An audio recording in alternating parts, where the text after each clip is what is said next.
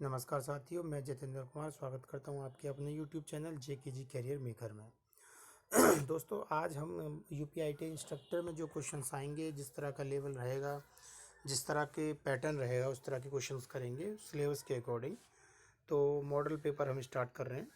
अब इसमें आप देखिएगा किस तरह के क्वेश्चन कर रहे हैं, और हर क्वेश्चन के लिए 60 सेकंड मिलेंगे। तो आप अपनी प्रैक्टिस उसी हिसाब से करिएगा और मार्क करते रहिएगा कितने क्वेश्चन आपके सही हुए हैं, कितने क्वेश्चन गलत हुए हैं। तो लेट्स फ्रेंड स्टार्ट।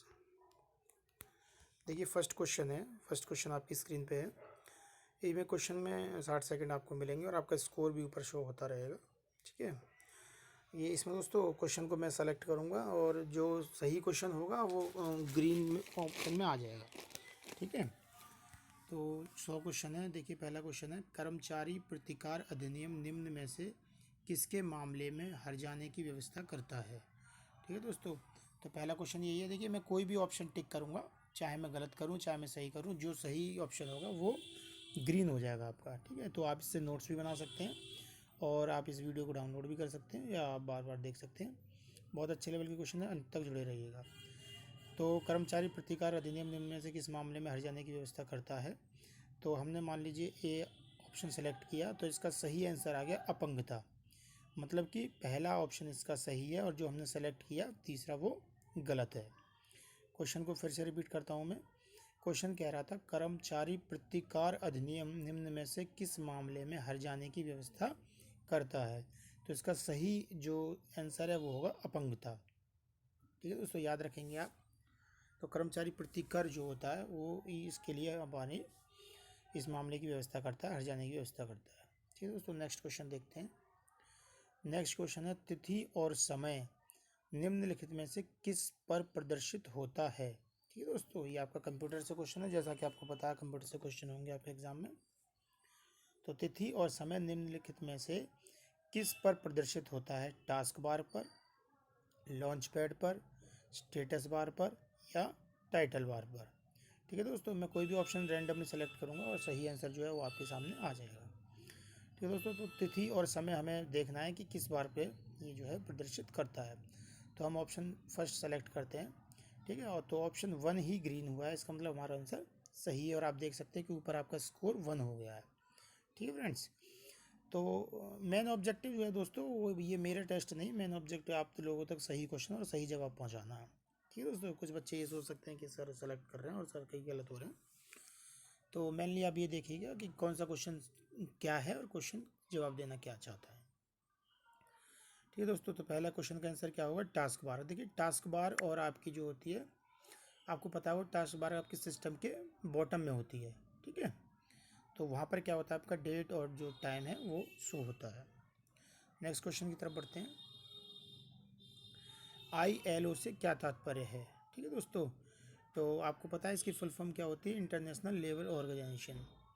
तो इसका अब ये हिंदी में पूछ रहा है, तो आप सोचिए क्या हो सकता है। देखिए, आपका पहला तो होगा नहीं क्योंकि इसमें भारतीय आ रहा है और इंटरनेशनल की बात हमने कही, यानी अंतर्राष्ट्रीय होगा। तो इस तरह से अगर आपको सही आंसर नहीं पता तो आप एलिमिनेशन मेथड से भी अपने आंसर दे सकते हैं। तो ऑप्शन फर्स्ट एंड लास्ट तो कट जाएगा। फिर है आपका ऑप्शन थर्ड। देखिए, इंटरनेशनल मतलब अंतर्राष्ट्रीय, लेबर मतलब ऑर्गेनाइजेशन, ऑर्गेनाइजेशन मतलब संगठन। ठीक है। तो आपका थर्ड ऑप्शन जो है वो ठीक हो जाएगा। ठीक है दोस्तों, आप एक कॉपी और पेन लेके बैठिएगा जिसमें आप नोट करते रहें कि कौन कौन से आंसर आपके सही हुए हैं, कितने आंसर सही हुए आउट ऑफ 100। नेक्स्ट क्वेश्चन की तरफ बढ़ते हैं। नेक्स्ट क्वेश्चन है, मात्रकों की अंतर्राष्ट्रीय पद्धति कब से लागू की गई। मात्रकों की अंतर्राष्ट्रीय पद्धति कब से लागू की गई है। ठीक है दोस्तों, आप अपना आंसर सोच लीजिए अपने माइंड में क्या है। अगर आपका वही आंसर निकलता है तो आप अपने आप को 1 मार्क्स दे दीजिएगा। ठीक है। तो हम कोई भी ऑप्शन सेलेक्ट करते हैं कि अंतर्राष्ट्रीय पद्धति कब से लागू की गई। मान लीजिए हमने फर्स्ट ऑप्शन चूज़ किया जो कि हमारा गलत है। तो सही आंसर क्या है इसका, 1971। ठीक है दोस्तों, तो मात्रकों की अंतर्राष्ट्रीय जो पद्धति है वो कब से लागू हुई है आपकी, 1971 से। ठीक है, याद रखेंगे। अच्छे क्वेश्चन है, सारे सेलेक्टेड क्वेश्चन है दोस्तों, और इसी तरह के क्वेश्चन आपको एग्जाम में देखने को मिलेंगे। आपके इसी पीडी जो आप में ये जो वीडियो देख रहे हैं, कम से कम आपको 5 से 7 क्वेश्चन इस वीडियो से देखने को मिल जाएंगे। नेक्स्ट क्वेश्चन देखते हैं फ्रेंड। इनमें से कौन सा इनपुट उपकरण नहीं है। ठीक है। तो इनपुट डिवाइस आउटपुट डिवाइस आपके सिलेबस में है, तो वो पढ़ लीजिएगा। देखिए सिस्टम, ये क्वेश्चन बहुत इजी लगते हैं, बट मैं फिर बार बार यही कहूँगा, जो इजी क्वेश्चन है गलतियाँ उन्हीं में होती हैं। तो देखिए ये कह रहा है कौन सा इनपुट डिवाइस नहीं है। स्कैनर आपका इनपुट डिवाइस है, डिजिटल कैमरा आपका इसमें इनपुट डिवाइस है, कीबोर्ड आपका इनपुट डिवाइस है, और जबकि प्रिंटर आपका आउटपुट डिवाइस है। तो हमारा जो सही आंसर हो जाएगा वो ऑप्शन डी हो जाएगा। आप देख सकते हैं आपका स्कोर भी ऊपर एक बढ़ गया है। नेक्स्ट क्वेश्चन की तरफ बढ़ते हैं। नेक्स्ट क्वेश्चन है फ्रेंड, प्रशिक्षण एवं उनके प्रशिक्षण के लिए निर्धारित योग्यता कितनी होती है। आई रिपीट, प्रशिक्षण एवं उनके प्रशिक्षण के लिए निर्धारित योग्यता कितनी होती है। 18 वर्ष, 14 वर्ष, 15 वर्ष या 21 वर्ष। तो इसका आंसर ऑप्शन बी होना चाहिए। देखते हैं दोस्तों, ठीक है, तो बी ऑप्शन आपका सही है। ठीक है दोस्तों, आपको पता होगा जैसे आप ITI में आप एडमिशन लेते हो तो उसके लिए मिनिमम एज आपकी 14 ईयर होनी चाहिए, ठीक है, या ये तो इस तरह के क्वेश्चंस का जवाब आपको पता होना चाहिए। नेक्स्ट क्वेश्चन देखते हैं। ग्राहक द्वारा परिभाषित गुणवत्ता होती है, ठीक है, ये क्वालिटी के बारे में बात कर रहा है। तो क्वालिटी की क्या डेफिनेशन होती है अकॉर्डिंग टू द यूज़र, ये क्वेश्चन हमसे ये जानना चाहता है। गुणवत्ता, ऑप्शन ए है गुणवत्ता की वास्तविक परिभाषा, गुणवत्ता की उपयोगकर्ता आधारित परिभाषा, गुणवत्ता की उत्पाद आधारित परिभाषा परिवर्तन, गुणवत्ता की उत्पाद आधारित परिभाषा। ठीक है, तो इस तरह के क्वेश्चन बहुत कंफ्यूजिंग होते हैं। चारों ऑप्शन आपके सामने, चारों ही सिमिलर हैं, ध्यान से करिएगा। ग्राहक द्वारा परिभाषित गुणवत्ता आपको बतानी है तो देखिए मैं कोई भी ऑप्शन सेलेक्ट कर रहा हूँ और सही आंसर आपके सामने आ जाएगा। तो यही आपका ऑप्शन जो है सही है, गुणवत्ता की उपयोगकर्ता आधारित परिभाषा। ठीक है दोस्तों, यानी कि जो ग्राहक द्वारा परिभाषित गुणवत्ता होती है वो गुणवत्ता की उपयोगकर्ता आधारित परिभाषा होती है, यानी कि जो यूज़र है वह जो गुणवत्ता की डेफिनेशन बता रहा है वही असल में सही परिभाषा है। नेक्स्ट क्वेश्चन की तरफ बढ़ते हैं। नेक्स्ट क्वेश्चन है फ्रेंड हमारा वर्नाक्यूलर प्रेस एक्ट किसके शासन में परिभाषित किया गया। आई repeat the question, vernacular press act किसके शासन में परिभाषित किया गया। बहुत ही अच्छा क्वेश्चन है। तो इसका ऑप्शन है Lord Lytton, Lord Curzon, Lord Clive और लॉर्ड वेलेव। ठीक है दोस्तों, हम कोई भी ऑप्शन रैंडमली सेलेक्ट करते हैं। ठीक है, तो हमने जो सेलेक्ट किया वो गलत है। इसका सही आंसर क्या है, लॉर्ड लिटन। देखिए दोस्तों, किसी भी ऑप्शन को चूज़ करने का मतलब ये है कि जब तक आप सेलेक्ट नहीं करेंगे तब तक सही आंसर आपके सामने नहीं आएगा। तो लॉर्ड लिटन के टाइम में क्या हुआ, वर्नाक्यूलर प्रेस एक्ट जो है वो पारित किया गया था। तो आप इसको याद रख लीजिए, कोई ट्रिक बना लीजिए जिससे आपका याद रहे। ठीक है, कोई भी आप बता सकते हैं। वर्नाक्यूलर प्रेस एक्ट जो है वो लॉर्ड लिटन के द्वारा पारित किया गया था। ठीक है फ्रेंड्स, नेक्स्ट क्वेश्चन की तरफ बढ़ते हैं। आप दोस्तों इसकी कोई ट्रिक बताइएगा, ट्रिक को कमेंट बॉक्स में कमेंट कीजिएगा ताकि उससे आपकी और आपके अन्य साथियों की हेल्प हो सके।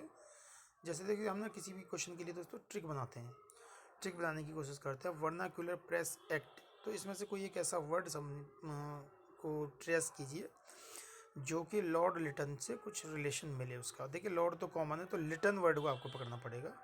ठीक है, तो आप ऐसे पकड़ सकते हैं कि लिटन को आप बोल सकते हैं लिशन। आपने कहा लिशन एक कूलर लेके आइए।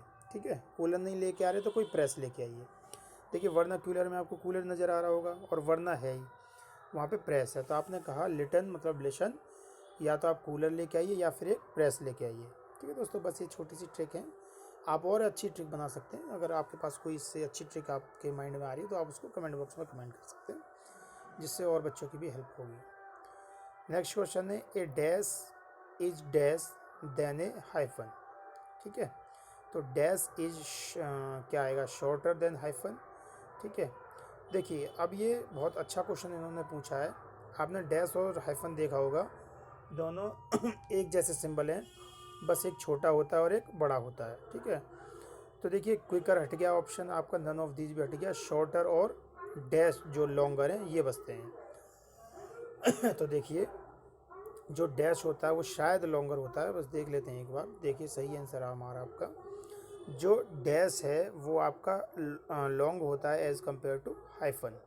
ठीक है दोस्तों, देखने में दोनों एक जैसे लगते हैं, बट साइज़ का थोड़ा सा फ़र्क होता है। तो आप याद रखेंगे कि जो डैश है वो लॉन्गर होगा और जो हाइफन है वो शॉर्टर होगा। So come to the next question. Next question is निम्नलिखित में से कौन सी आपदा मानव द्वारा निर्मित है। ठीक है दोस्तों, तो ये आपको इसमें क्वेश्चन में ये बताना है कि ये जो आपदाएं आती हैं उनमें से मानव निर्मित कौन सा है। ऑप्शन ए है चक्रवात, ऑप्शन 2 है ज्वालामुखी, भूकंप, भूस्खलन। ठीक है दोस्तों, तो देखिए आपको बताना है मानव द्वारा निर्मित इसमें से कौन सा है। देखिए ज्वालामुखी का तो मानव से कोई संबंध है ही नहीं, भूकंप का भी नहीं है और चक्रवात का भी नहीं है, तो इसका भूस्खलन सही आंसर होना चाहिए, जो कि बिल्कुल सही है। ठीक है दोस्तों, तो भूस्खलन जो है वो मानव द्वारा निर्मित एक आपदा है। नेक्स्ट क्वेश्चन की तरफ बढ़ते हैं। दोस्तों ये जो क्वेश्चन का सिलेक्शन है या कलेक्शन है बहुत ही बेहतरीन है। मैं आपको फिर बता रहा हूँ, जब आप एग्ज़ाम देंगे तब आपको ये बातें याद आएंगी। इस पीडीएफ में से या इस क्वेश्चन में से या इस सेट में से या इस वीडियो में से आपको 5 से 7 क्वेश्चन देखने को एज इट इज़ मिलेंगे।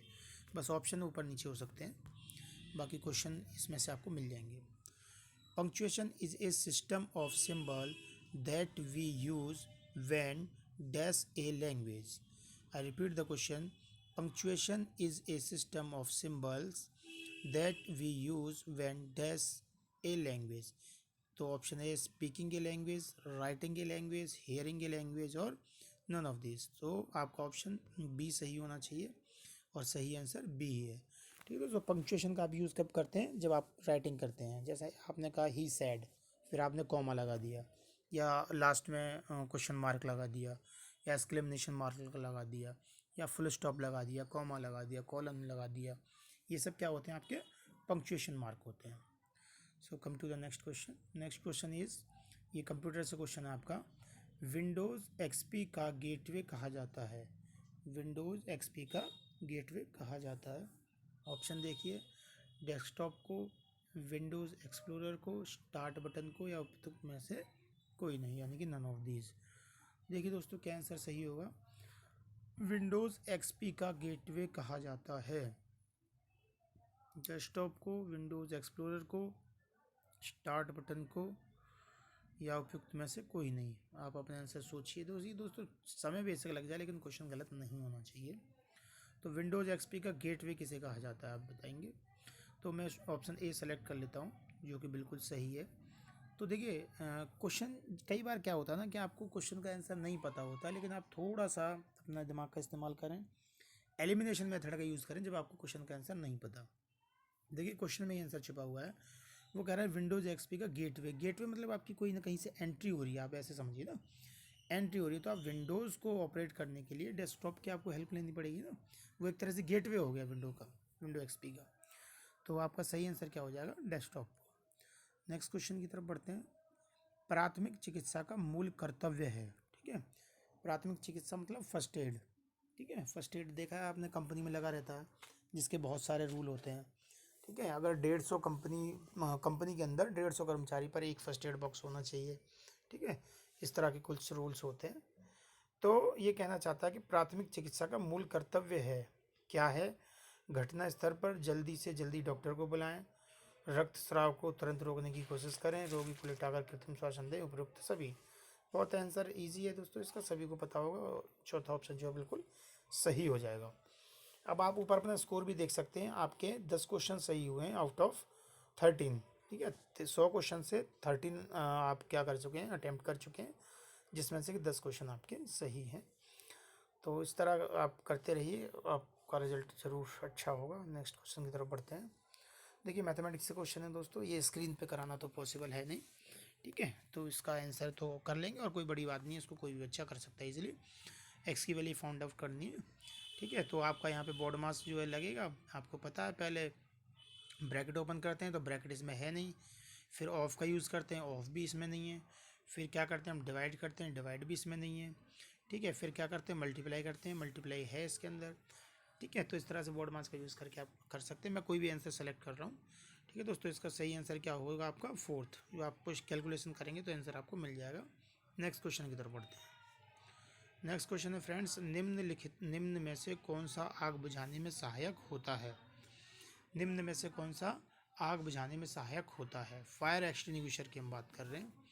ठीक है, तो यहाँ पे देखिए ऑक्सीजन आग बुझाने में सहायक होता है, कार्बन डाइऑक्साइड या स्नेहक या तेजाब। तो देखिए दोस्तों, सी और डी ऑप्शन तो वैसे ही गलत हो गए, ये आग बुझाते नहीं, आग लगाने का काम करते हैं। अब ए और बी में सोचिए, ठीक है दोस्तों। अब आप क्या करते हैं, ऑक्सीजन आपकी जलने में सहायक होती है, कार्बन डाइऑक्साइड, ठीक है। तो सभी को पता होगा, मुझे लगता है 80 से 90% बच्चों को इसका आंसर जवाब पता होगा, ठीक है। तो यहाँ पे मैंने आपको जानबूझ के ऑक्सीजन का यूज़ किया, ठीक है। तो सही आंसर आपके सामने आ गया। तो सही आंसर क्या है, कार्बन डाइऑक्साइड क्या होती है, निम्न में से आग को बुझाने का कार्य करती है, ठीक है दोस्तों।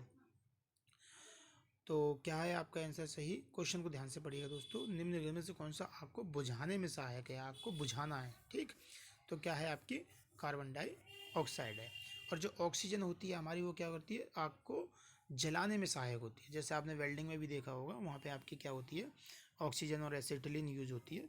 तो वहाँ पे ऑक्सीजन इसीलिए यूज़ हो रही है क्योंकि वो ऑक्सीजन वहाँ क्या क्या होती है, आग को जलाने में सहायक होती है, ठीक है दोस्तों। अब कुछ बच्चों का यहाँ डाउट होता है कि यार जब हम फूंक मारते हैं तो हमारे मुंह से क्या निकलती है, कार्बन डाइऑक्साइड निकलती है। अगर वो कार्बन डाइऑक्साइड आग को बुझाने में सहायक है तो हमारे फूंक मारने पे आग कैसे जल जाती है, ठीक है दोस्तों। ये बहुत बच्चों को डाउट रहता है। देखिए, जब हम मुंह से निकाल रहे हैं तो वहाँ से निकल रही है आपकी कार्बन डाइऑक्साइड है, नो डाउट।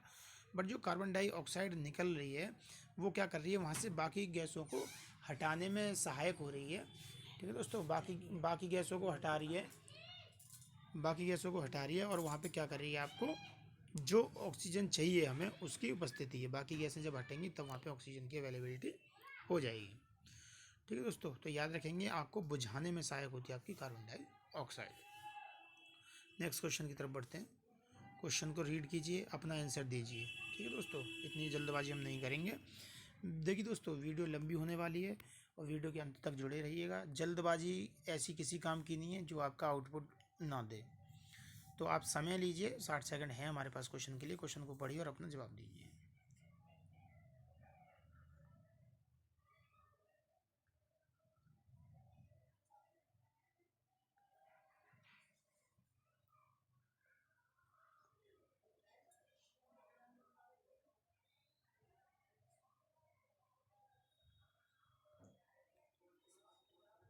उम्मीद करता हूँ आपने अपना आंसर सोच लिया होगा। क्वेश्चन है, एक बालक वह व्यक्ति है जिसने आयु के 13 वर्ष या 14 वर्ष या 15 वर्ष या 16 वर्ष पूरे कर लिए हों। हम ऑप्शन बी को सेलेक्ट कर रहे हैं। सही आंसर आपके सामने है, ठीक है दोस्तों। देखिए, ये क्वेश्चन कुछ ऐसे होते हैं दोस्तों जो आपने पहले कभी नहीं पढ़े होते, बट आप अपने कॉमन सेंस को यूज़ करके उसका जवाब दे सकते हैं, ठीक है। अब देखिए, जैसे आईटीआई में एडमिशन होने की मिनिमम एज 14 वर्ष होती है, ठीक है। तो क्या है, अब वो बालक नहीं रहा, वो क्या है, अब आईटीआई में एडमिशन ले रहा है, आईटीआई कर रहा है, अब वो बालक नहीं है। तो इस तरह से हम थोड़ा आइडिया लगा सकते हैं कि हाँ, ये क्वेश्चन देखिए मैंने नहीं पढ़ा कभी पहले, हो सकता है आपने भी ना पढ़ा हो, बट फिर भी बहुतों का आंसर सही होगा क्योंकि कॉमन सेंस आप अपना यूज़ करेंगे, सिक्स सेंस यूज़ करेंगे तो सही हो जाएंगे। नेक्स्ट क्वेश्चन की तरफ बढ़ते हैं। टाइम लीजिएगा और आंसर जो है सही चुनने की कोशिश कीजिएगा। Come to the next question.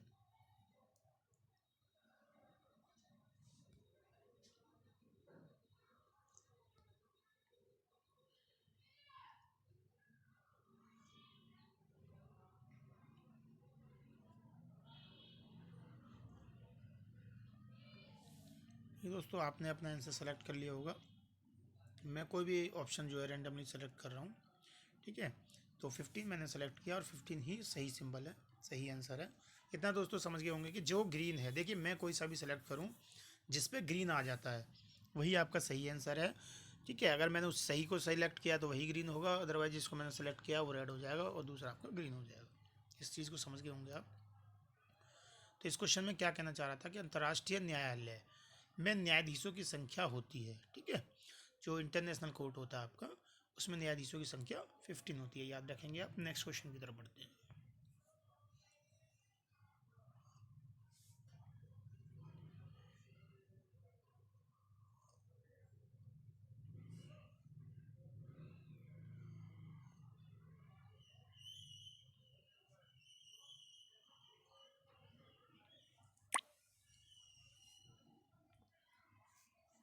Friend, question है आपका कि संविधान निर्मात्री सभा में झंडा समिति के अध्यक्ष कौन से थे।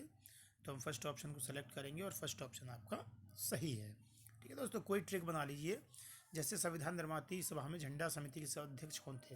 देखिए, जिसने झंडा की मतलब क्या करा, निर्माण किया, यानी कि उसमें उस समिति के अध्यक्ष बने, यानी उन्होंने सब लोगों पे कृपा की ना। देखिए जहाँ पे हमारे राष्ट्रध्वज की बात आएगी, उसका कोई भी सम्मान बन कर रहा है या उसका कोई अध्यक्ष बन रहा है तो हम समझेंगे कि वो सब पे कृपा कर रहा है। इस तरह से दोस्तों ट्रिक है सिर्फ ये, इसको अदरवाइज ना लें।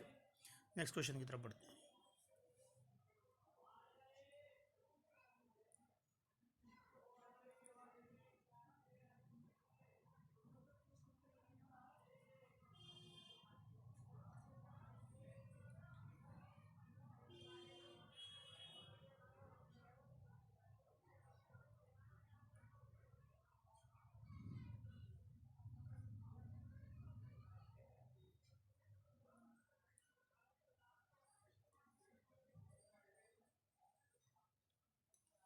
क्वेश्चन आप लोगों ने पढ़ लिया होगा और अपना आंसर भी दे दिया होगा।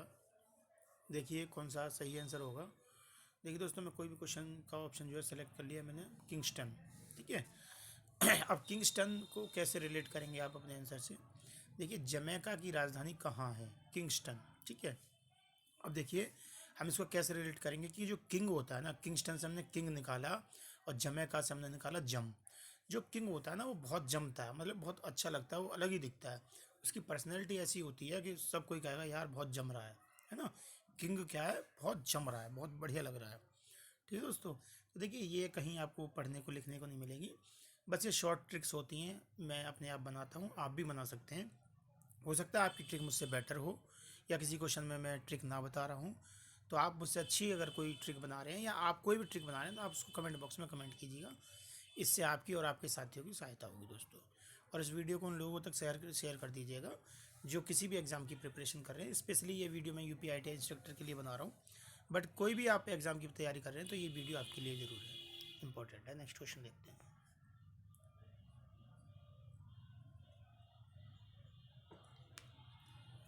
क्वेश्चन है फ्रेंड, कारखाना कारखाना अधिनियम 1948 के अनुसार अधिनियम लागू होने के बाद कारखाने में प्रत्येक श्रमिक की काम करने के लिए कम से कम कितने घन मीटर जगह होनी चाहिए। दोस्तों देखिए इस अधिनियम में ये बताया गया कि आपका जो वर्किंग एरिया है वो आपका अकॉर्डिंग टू द वर्कर होना चाहिए, यानी ऐसा ना हो कि आप बहुत कम एरिया में बहुत ज़्यादा वर्कर को भर लें।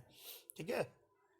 तो एक व्यक्ति से दूसरे व्यक्ति के बीच में 9.9 मीटर क्यूब आपका स्पेस होना चाहिए। तो सही आंसर है इसका ऑप्शन डी है। ठीक है दोस्तों, तो इस तरह के क्वेश्चंस की आप प्रैक्टिस कर लीजिएगा, बहुत ही इंपॉर्टेंट क्वेश्चन है। नेक्स्ट क्वेश्चन की तरफ बढ़ते हैं। आई होप कि आप क्वेश्चन समझ गए होंगे और आंसर आपको मिल गया होगा। नेक्स्ट क्वेश्चन है, वार्निंग सिंबल की आकृति कैसी होती है। तो दोस्तों वार्निंग सिंबल की आकृति बतानी है आपको। ठीक है दोस्तों, जो आपको चेतावनी देते हैं, आप बताइए वर्गाकार, गोलाकार, त्रिभुजाकार या आयताकार। ठीक है दोस्तों, तो ये क्वेश्चन आपने पढ़ा होगा अगर आपने ITI कर रखी है। ITI वाले बच्चे तो सारे पढ़ते हैं ये। कोई भी सब्जेक्ट होता है तो शुरू का चैप्टर ही आपका फर्स्ट एड से रिलेटेड होता है, सेफ्टी से रिलेटेड होता है। ठीक है दोस्तों, तो हम कोई भी ऑप्शन चूज़ कर लेते हैं। हमने क्या ऑप्शन चूज किया, त्रिभुज, और ये हमारा आंसर बिल्कुल सही है। ठीक है दोस्तों, जो वार्निंग सिंबल होते हैं वो कैसे होते हैं, त्रिभुजाकार के होते हैं। आपने देखा होगा डेंजर। ठीक है, तो वो क्या होता है, ये सारे आप सिंबल जो होते हैं वो त्रिभुजाकार शेप में होते हैं। और आप देखिए सबसे अच्छा आंसर है जो आपकी, अगर आपने 4 व्हीलर यूज़ करते हैं, जो आपने कभी की होगी, तो उसमें क्या होता है कि जो 4 व्हीलर अगर आपकी कहीं ख़राब हो जाती है या आप टायर चेंज करते हैं तो एक ट्रायंगल शेप में आपकी गाड़ी में रखा हुआ रहता है, उसको आप रख देते हैं, जिससे वहाँ से पास होने वाले लोग समझ जाते हैं कि यहाँ पे कोई रिस्क है, और वो ट्रायंगुलर शेप का रेड कलर का रखा रहता है। ठीक है, तो ये वार्निंग सिंबल है एक तरह से। नेक्स्ट क्वेश्चन की तरफ हम बढ़ते हैं। ये दोस्तों एक आपको मान दिया हुआ है, इसमें 8 का स्थानीय मान क्या होगा। ठीक है दोस्तों, बहुत सिंपल क्वेश्चन है। 8 की जगह 8 लिख दीजिए, उसके बाद जितने डिजिट है उतने जीरो। तो 8 के बाद जहाँ पे आपको 3 जीरो मिल जाए वो आपका सही आंसर है दोस्तों। ठीक है, तो ऑप्शन नंबर ए बिल्कुल सही था हमारा। वैसे इजी क्वेश्चन है, फिर मैं आपको बता दूं कि जहाँ पर आपका जिसका स्थानीय मान पूछ रहा है उसको लिख दें, उसके बाद जितने डिजिट हैं उतने जीरो लिख दें। तो 8000 is the correct answer. Come to the next question. Next question is 3 के प्रथम 5 गुणकों का औसत क्या होगा। ठीक है दोस्तों, सिंबल है आपका, वो सिंपल है। 3 के प्रथम 5 गुणक क्या होंगे, 3 होगा, 6 होगा, 9 होगा, 12 होगा और 15 होगा, इन सबको ऐड कर देंगे और आप क्या करेंगे 5 से डिवाइड कर देंगे, तो आपका आंसर जो है मिल जाएगा। तो देखिए औसत 3 तो होगा नहीं, पहला तो ऑप्शन ऐसे ही गलत हो गया। 15 भी नहीं होगा, ये भी आपका गलत हो गया। तो ऑप्शन बी या सी में से कोई आंसर होगा। देखिए मैंने इसको करा नहीं दोस्तों, ये इस तरह से आप कर सकते हैं। अगर आपके पास टाइम कम है तो आप कॉमन सेंस का यूज़ करेंगे। देखिए एवरेज 3 आ ही नहीं सकता क्योंकि 3 के गुणक 5 है। 15 भी नहीं आएगा क्योंकि 15 तो मैक्सिमम वैल्यू है। तो 9 या 12 के आसपास आंसर होगा। मैंने 9 को सेलेक्ट किया, आपका आंसर सही है। Come to the next question. मजदूरी भुगतान अधिनियम के अनुसार सेवा मुक्त श्रमिक की सेवा समिति के कितने दिन की समाप्ति से पहले भुगतान कर देना चाहिए? आई रिपीट द क्वेश्चन। मजदूरी भुगतान अधिनियम के अनुसार सेवा मुक्त श्रमिक की सेवा समाप्ति के कितने दिन की समाप्ति से पहले भुगतान कर देना चाहिए? आई थिंक आप क्वेश्चन समझ गए होंगे। ठीक है, तो आपको सही जवाब देना है। ठीक है, मैं कोई भी ऑप्शन सेलेक्ट कर रहा हूँ, तो ऑप्शन क्या है जो मैंने सेलेक्ट किया वो गलत है और option number B is correct. ठीक है, मतलब दूसरे दिन से पहले उसकी समाप्ति कर देनी चाहिए। देखिए दोस्तों, मज़दूर जो है ना मज़दूरी कर रहा है, तो कहना भी ये है, जैसे आपने लोकल लैंग्वेज में भी सुना होगा कि मज़दूर का पसीना सूखने से पहले उसको उसकी मज़दूरी मिल जानी चाहिए। ठीक है, तो ये कही हुई सुनी हुई बातें भी कई बार आपके आंसर को पहुंचाने में आपकी मदद करती हैं। तो मतलब आज अगर किसी ने मज़दूरी की तो उसको कल तक पैसा मिल जाना चाहिए या उससे पहले। ठीक है दोस्तों, फिर क्वेश्चन पढ़ देता हूँ मैं। मजदूरी भुगतान अधिनियम के अनुसार सेवा मुक्त श्रमिक की सेवा समाप्ति के कितने दिन की समाप्ति से पहले भुगतान हो जाना चाहिए? यानी 2 दिन से पहले। यानी आज किसी ने काम करा तो कल तक आप उसकी सेवा जो ली है आपने उसका ही भुगतान कर दें दोस्तों। ठीक है, तो किसी ने बिल्कुल सही कहा है कि मजदूर का पसीना सूखने से पहले उसकी मजदूरी मिल जानी चाहिए। So come to the next question. Question है दोस्तों आपका, नए डॉक्यूमेंट को तैयार करने तथा खोलने के लिए शॉर्टकट की है। ठीक है दोस्तों, क्वेश्चन है आपका, नए डॉक्यूमेंट को तैयार करने तथा खोलने के लिए शॉर्टकट की है। ठीक है, देखिए दोस्तों, कंट्रोल बी तो आपका बोल्ड करने के लिए होता है, कंट्रोल एस आपका सेव करने के लिए होता है, कंट्रोल वी आपका पेस्ट करने के लिए होता है। तो ऑप्शन सी हमारा बिल्कुल सही हो जाएगा, control plus N, N for new. ठीक है, तो आप ऐसे याद रख सकते हैं। देखिए जो आपके वर्ड है ना ये दोस्तों, यहीं से आंसर मिल जाएगा। आपको आंसर नहीं पता फिर भी पता लग जाएगा। बी से बोल्ड होता है। ठीक है, तो नए की कोई बात नहीं हुई। एस से सेव होता है, यहाँ पे भी नई की कोई बात नहीं हुई। वी से आपका क्या होता है, वी देखिए ट्रिक में फिट नहीं बैठता। वी से आप क्या करते हैं, पेस्ट। ठीक है, और जो कंट्रोल एन है, एन फॉर न्यू, नए डॉक्यूमेंट की बात कर रहा है, तो कंट्रोल प्लस एन आपका सही आंसर हो जाएगा। Come to the next question. आपको वीडियो दोस्तों समझ में आ रही है, पसंद आ रही है तो एक लाइक ज़रूर कर दीजिएगा और पॉसिबल हो तो अपने स्टडी रिलेटेड ग्रुप में शेयर कर दीजिएगा। कमेंट करके ज़रूर बताएं कि आपकी वीडियो कैसी लग रही है। क्वेश्चन देखते हैं। आर्थिक विकास के दृष्टिकोण से भारत की गिनती होती है। आई रिपीट द क्वेश्चन। आर्थिक विकास की दृष्टि से भारत की गिनती होती है पिछड़े राष्ट्र के रूप में? नहीं। विकसित राष्ट्र के रूप में? नहीं। विकासशील राष्ट्र के रूप में? Maybe. अर्ध विकसित राष्ट्र के रूप में? I think C will be the correct option. Let's see. So आपका सी बिल्कुल सही आंसर है। हमारा जो इंडिया है, भारत है, हमारा भारत देश है, जो कि विकासशील देशों के देश के रूप में कहा जाता है। इसको हम कहेंगे डेवलपिंग कंट्री। ठीक है, नेक्स्ट क्वेश्चन पे देखते हैं। हर्ज क्या मापने की इकाई है? हर्ज में आप क्या नापते हैं? तरंगों की आवृत्ति, तरंग दैर्घ्य, तरंगों की तीव्रता, तरंगों की स्पष्टता। ठीक है, बहुत अच्छा क्वेश्चन है और इसमें बहुत ज़्यादा घुमाने की कोशिश भी की गई है। ठीक है, तो हर्ज मतलब फ्रीक्वेंसी। ठीक है, फ्रीक्वेंसी को नापने की यूनिट होती है। अब देखिए फ्रीक्वेंसी को हम नापते हैं तो ऑप्शन बी सही होना चाहिए, बट ऑप्शन ए सही है, तरंगों की आवृत्ति। ठीक है दोस्तों, मैंने जल्दबाजी कर दी। मैंने जैसा आपकी बताया कि फ्रीक्वेंसी को हम क्या कहते हैं, फ्रीक्वेंसी मतलब आवृत्ति एक तरह से। ठीक है, तो आवृत्ति कैसे, मैं आपको थोड़ा फ्रीक्वेंसी समझाने की कोशिश करता हूँ। देखिए जैसा आपका पेंडुलम है, घड़ी का जो पेंडुलम होता है वो क्या होता है, आपका ऑस्किलेट करता है। तो वो 1 सेकंड में कितनी बार घूम रहा है या 2 सेकंड में कितनी बार घूम रहा है, उसको हम कहेंगे फ्रीक्वेंसी। कई बार आपने बस स्टॉप पे वेट करा होगा, तो हम कहते हैं कि इस रूट की बस की फ्रीक्वेंसी बहुत ज़्यादा है या बस की फ्रीक्वेंसी बहुत कम है। मतलब उस पॉइंट पे जिस पे आप खड़े हैं वहाँ से बसेस कितनी जल्दी पास हो रही हैं, कितनी ज़्यादा पास हो रही हैं, तो उसको हम कहते हैं फ्रीक्वेंसी। ठीक है, और दूसरा एग्जांपल मैं देना चाहूँगा। जैसे हमारे जो ह्यूमन ईयर्स हैं उनकी भी फ्रीक्वेंसी होती है कि वो कितनी फ्रीक्वेंसी की जो साउंड है उसको सुन पाएंगे। तो हम जो सुनते हैं वो 20 हर्ट्ज से 20 किलो हर्ट्ज तक के बीच की जो फ्रीक्वेंसी है हम उसको सुन सकते हैं। 20 हर्ट्ज से कम होगी तो उसको भी नहीं सुन पाएंगे, 20 किलो हर्ट्ज यानी 20,000 हर्ट्ज से ज़्यादा होगी तो हम उसको भी नहीं सुन पाएंगे। सो फ्रीक्वेंसी की जो आवृत्ति होती है उसको मापने की इकाई हर्ट्ज होती है। तो इस तरह से आप गलती जल्दबाजी ना करें, समय पूरा लें और सही आंसर दें। So frequency hertz is the unit to measure the frequency, ठीक है, frequency of wavelength, frequency of wave. Come to the next question, ध्वनि प्रदूषण को किसमें मापा जाता है? Very nice question. ध्वनि प्रदूषण को किसमें मापा जाता है? अब आप इसका जवाब देंगे डेसिबेल में, न्यूटन में, वाट में या हर्ट्ज में। देखिए हर्ट्ज तो होगा नहीं, क्योंकि मैंने अभी आपको बताया फ्रीक्वेंसी को जो नापा जाता है वो हर्ट्ज में नापा जाता है। वाट इसका आंसर नहीं होगा, what is the unit of power. Newton भी नहीं होगा, Newton is the unit of what? Newton is the unit of force. So decibel will be the answer. So option A is the correct. देखिए दोस्तों, कभी बार आपको ऐसा होगा कि आपको आंसर नहीं पता, बट आप एलिमिनेट कर सकते हैं। सो एलिमिनेशन मेथड से आप ज़रूर बता सकते हैं कि ध्वनि प्रदूषण को जो नापा जाता है वो डेसीबेल में नापा जाता है। देखिए दोस्तों, इसकी एक ट्रिक मैं बताऊंगा। जो देसी लोग होते हैं ना, देसी मतलब आप कह सकते हैं रूरल एरिया के जो लोग होते हैं, उनकी जो ध्वनि होती है वो बहुत तेज़ होती है ना। कई बार आपने लोगों को देखा होगा कि घर से आवाज़ लगाते हैं और उनकी आवाज़ें खेत तक पहुंच जाती हैं, ठीक है। तो वो जो देसी लोग होते हैं उनकी ध्वनि बहुत तेज़ होती है, तो ऐसे आप याद रख सकते हैं। और सिटी के जो लोग होते हैं उनकी ध्वनि बहुत कम होती है ना। वो 10 मीटर पे भी अगर किसी को आवाज़ लगानी होगी तो फ़ोन लगा देंगे, भाई इधर आ जरा, हाँ तुझसे बात करनी थी। आवाज़ नहीं लगाएंगे, क्यों? क्योंकि उनकी आवाज़ या तो उनकी हैबिट नहीं है या फिर उनकी साउंड इतनी तेज़ नहीं होती है। ठीक है दोस्तों, ये ट्रिक है सिर्फ आपको, ताकि मेमोराइज हो जाएं चीज़ें, आपको समझ में आ जाएं। तो आपको ट्रिक कैसी लगी ये भी ज़रूर बताइएगा, और आपके पास कुछ ट्रिक्स हैं उनको कमेंट कीजिएगा। नेक्स्ट क्वेश्चन की तरफ बढ़ते हैं।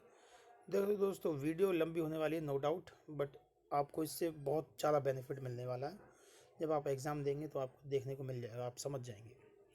अगर आप इस वीडियो को नहीं देख रहे हैं अंत तक तो आप अपना बहुत बड़ा लॉस कर रहे हैं। नेक्स्ट क्वेश्चन देखते हैं। भारतीय संविधान सभा की संघीय शक्ति समिति के अध्यक्ष कौन थे? आई रिपीट द क्वेश्चन। भारतीय संविधान सभा की संघीय शक्ति समिति के अध्यक्ष कौन थे? सरदार पटेल, डॉक्टर भीमराव अम्बेडकर, अल्लादी कृष्ण स्वामी अय्यर या पंडित जवाहरलाल नेहरू। ठीक है दोस्तों, हम कोई भी ऑप्शन को सेलेक्ट करते हैं तो ऑप्शन डी जो है वो बिल्कुल सही है, ए गलत है। भारतीय संविधान सभा की संघीय शक्ति, ठीक है, आप पूरे क्वेश्चन से बस ये पकड़िए संघीय शक्ति। तो संघीय शक्ति के जो अध्यक्ष हैं वो पंडित जवाहरलाल नेहरू हैं, ठीक है। अब देखिए दोस्तों, इसको कैसे याद रखेंगे? संघीय मतलब कहीं ना कहीं यूनियन, और यूनियन में बहुत बड़ी शक्ति होती है। तो जो यूनियन की शक्ति आजकल के जवान लोग बनाते हैं ना, आपने देखा होगा जगह जगह संघ बनने, ऑर्गेनाइजेशन बनने, तो उसको हम क्या कहेंगे? जवान। जवाहरलाल से हमने क्या पढ़ा? जवान। जवान मतलब यंग, ठीक है। तो जो यंग लोग होते हैं वो क्या करते हैं? संघ बनाते हैं, ठीक है, संघ बनाते हैं, शक्ति बनाते हैं। देखिए आपने देखा होगा बहुत सारे एग्जाम्पल आपके सामने, तो अलग अलग तरह के संघ बनते रहते हैं। और संघ कौन बनाते हैं?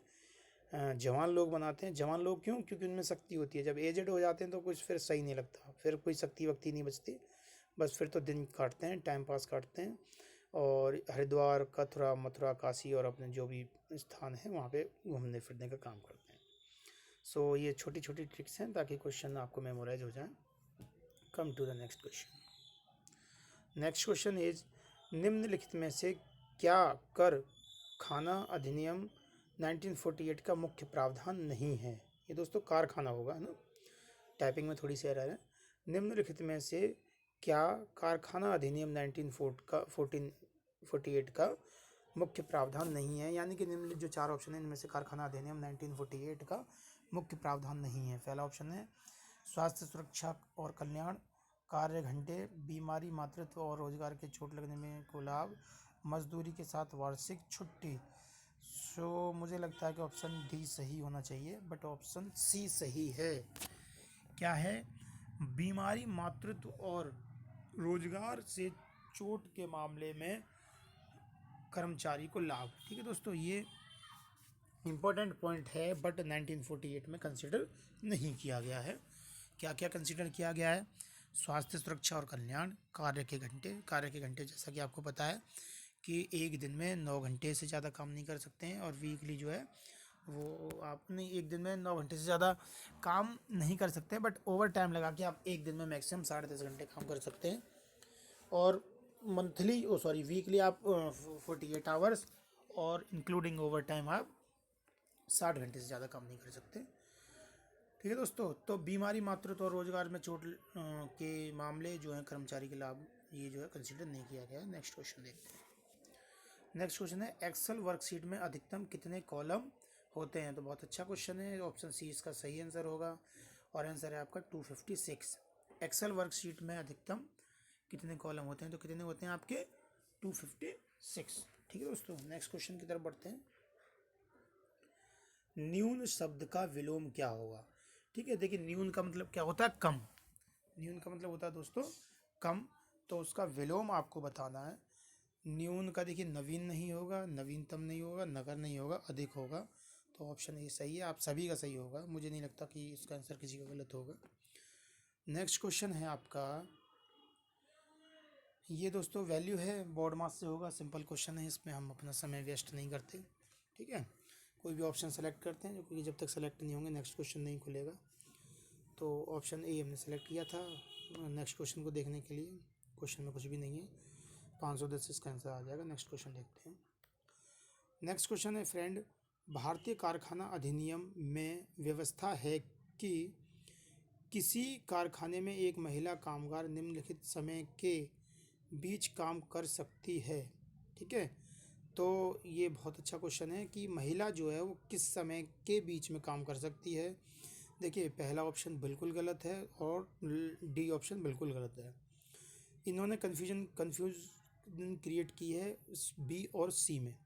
ठीक है, सुबह 7 से शाम के 6, या सुबह 6 के शाम को 7। देखिए दोस्तों आंसर इन्हीं दोनों में से एक है, थोड़ा सा कन्फ्यूजन इन्होंने क्रिएट कर दी है। वो देखते हैं, ए और डी बिल्कुल गलत हैं। ठीक है, तो ये 50-50 वाला मामला बन गया है। अब देखिए क्या आंसर सही हो सकता है, उसके साथ हमें जाना होगा। थोड़ा सा सोचिए, मैं बी सेलेक्ट कर रहा हूँ, तो सी ही सही है आंसर है दोस्तों। ठीक है, सुबह के 6 बजे से शाम के 7 बजे तक। देखिए दोस्तों ऐसे क्वेश्चन में कंफ्यूज करने की बहुत ज़्यादा कोशिश करेगा एग्जामिनर, और हमें लगता है कि यही इजी क्वेश्चन है, और गलतियाँ भी यहीं होती हैं। ठीक है, तो आप याद रखेंगे कि सुबह के 6 बजे से शाम के 7 के बीच ही आप महिला से कार्य ले सकते हैं किसी भी ऑर्गेनाइजेशन में, ना इसके पहले ना इसके बाद। जैसा आपने देखा होगा कि जेंट्स जो है नाइट शिफ्ट भी करते हैं, रोटेशनल शिफ्ट करते रहते हैं, तो महिलाओं के लिए ये अलाउ नहीं है। नेक्स्ट क्वेश्चन की तरफ बढ़ते हैं। कान का कच्चा होना मुहावरे का अर्थ है? सिंपल क्वेश्चन है, सुनी सुनाई बात पर विश्वास करना, सभी पर विश्वास करना, कम सुनाई देना, बहरा होना। तो ऑप्शन ए आपका बिल्कुल सही होगा। ठीक है, सुनी सुनाई बात पर विश्वास करना सही आंसर है। नेक्स्ट क्वेश्चन की तरफ बढ़ते हैं। आर्य समाज के संस्थापक कौन थे? ठीक है, बहुत ज़्यादा क्वेश्चन पूछा जाता है दोस्तों। आर्य समाज के संस्थापक कौन थे, आप बताएं कौन थे इसके संस्थापक? ए ऑप्शन नहीं होगा, सोचिए दोस्तों, आंसर मार्क कीजिए, क्या सही आंसर होगा इसका?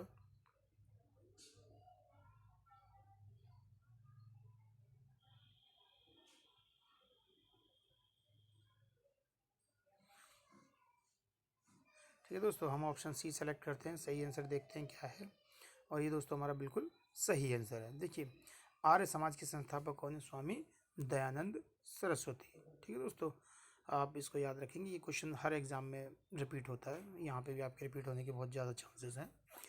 देखिए दोस्तों ये वीडियो किसी कॉमन एग्ज़ाम के लिए नहीं है, सभी के लिए है। हालांकि इस वीडियो को मैं यूपीआईटी इंस्ट्रक्टर के लिए करा रहा हूँ, लेकिन इसमें ये वो क्वेश्चन है जो हर एग्ज़ाम में रिपीट होते रहते हैं। ठीक है दोस्तों, नेक्स्ट क्वेश्चन की तरफ बढ़ते हैं। नेक्स्ट क्वेश्चन है दोस्तों, जिसे जीता न जा सके उसको क्या कहेंगे? ठीक है, जिसे जीता ना जा सके, तो जिसे जीता न जा सके, तो ऑप्शन ए बिल्कुल आपका सही होगा। नेक्स्ट क्वेश्चन की तरफ बढ़ते हैं। नेक्स्ट क्वेश्चन है हमारा, भारत का कौन सा राज्य पाकिस्तान के साथ सबसे लंबी सीमा साझा करता है? दोस्तों बहुत ही इंपॉर्टेंट क्वेश्चन है, आपको बताना है कौन सा ऐसा राज्य है जो पाकिस्तान से सबसे ज़्यादा सीमा साझा करता है? ऑप्शन ए नहीं होगा इसका, ऑप्शन डी भी नहीं होगा, गुजरात और राजस्थान में से एक आंसर होगा। तो हम राजस्थान के साथ जाएंगे और देखते हैं सही आंसर क्या है। वो हमारा राजस्थान ही है। ठीक है दोस्तों, अगर आपने मैप देखा है तो आपको समझ में आ जाएगा कि पाकिस्तान की जो है वो राजस्थान से सीमा सबसे ज़्यादा साझा होती है। ठीक है दोस्तों, नेक्स्ट क्वेश्चन की तरफ बढ़ते हैं। देखिए दोस्तों, इस वीडियो में 100 क्वेश्चन है, जिसमें से ये 39वां क्वेश्चन है। ठीक है, तो अगर आपको स्पीड स्लो लग रही है, आप स्पीड को 1.25 टाइम्स करके देख सकते हैं। तो उसके बाद जो आपका देखते हैं इस वीडियो में हम कितने क्वेश्चन कर सकते हैं। फर्स्ट क्वेश्चन है आपका, फर्स्ट क्या 39वां क्वेश्चन है, ईपीएफ एंड एमपी अधिनियम किस वर्ष में स्थापित किया गया था? क्वेश्चन है आपका ईपीएफ, ठीक है, एंड एमपी किस अधिनियम किस वर्ष में स्थापित किया गया था? ऑप्शन है 1952, 1953, 1951 एंड 1954। ठीक है दोस्तों, अच्छा क्वेश्चन है, आप अपना आंसर मार्क कीजिए। मैं कोई भी ऑप्शन सेलेक्ट कर रहा हूँ। ठीक है, तो option A is the correct answer. 1952 में क्या हुआ था आपका, ईपीएफ एंड एमपी अधिनियम को पारित या स्थापित किया गया था। ठीक है फ्रेंड्स, तो किसको स्थापित किया गया था? ईपीएफ एंड एमपी को 1952 में। Come to the next question, and next question is MS Word में पूरे डॉक्यूमेंट को चयन करने के लिए शॉर्टकट की क्या है? अच्छा क्वेश्चन है, ऑप्शन ए इसका सही आंसर होगा, कंट्रोल ए फॉर ऑल। ठीक है, तो पूरे को हमें सेलेक्ट करना है तो कंट्रोल ए। जैसे मैंने आपको बताया, इस लेटर को कोरिलेट कर लिया कीजिए तो आपको आंसर मिल जाएगा। नेक्स्ट क्वेश्चन की तरफ बढ़ते हैं। ठीक है दोस्तों, रेशियो एंड प्रपोर्शन का क्वेश्चन है, हो जाएगा, कोई सिंपल बात नहीं है।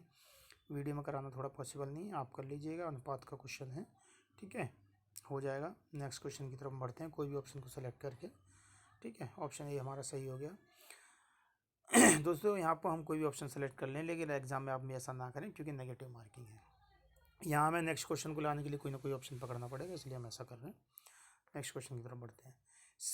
CFC का पूरा नाम क्या है? ठीक है दोस्तों, ये क्वेश्चन आपने बहुत बार देखा होगा। क्लोरोफ्लोरोकार्बन इसका जो है फुल फॉर्म है। ठीक है, नेक्स्ट क्वेश्चन की तरफ बढ़ते हैं। ये क्वेश्चन बहुत बार रिपीट होता है।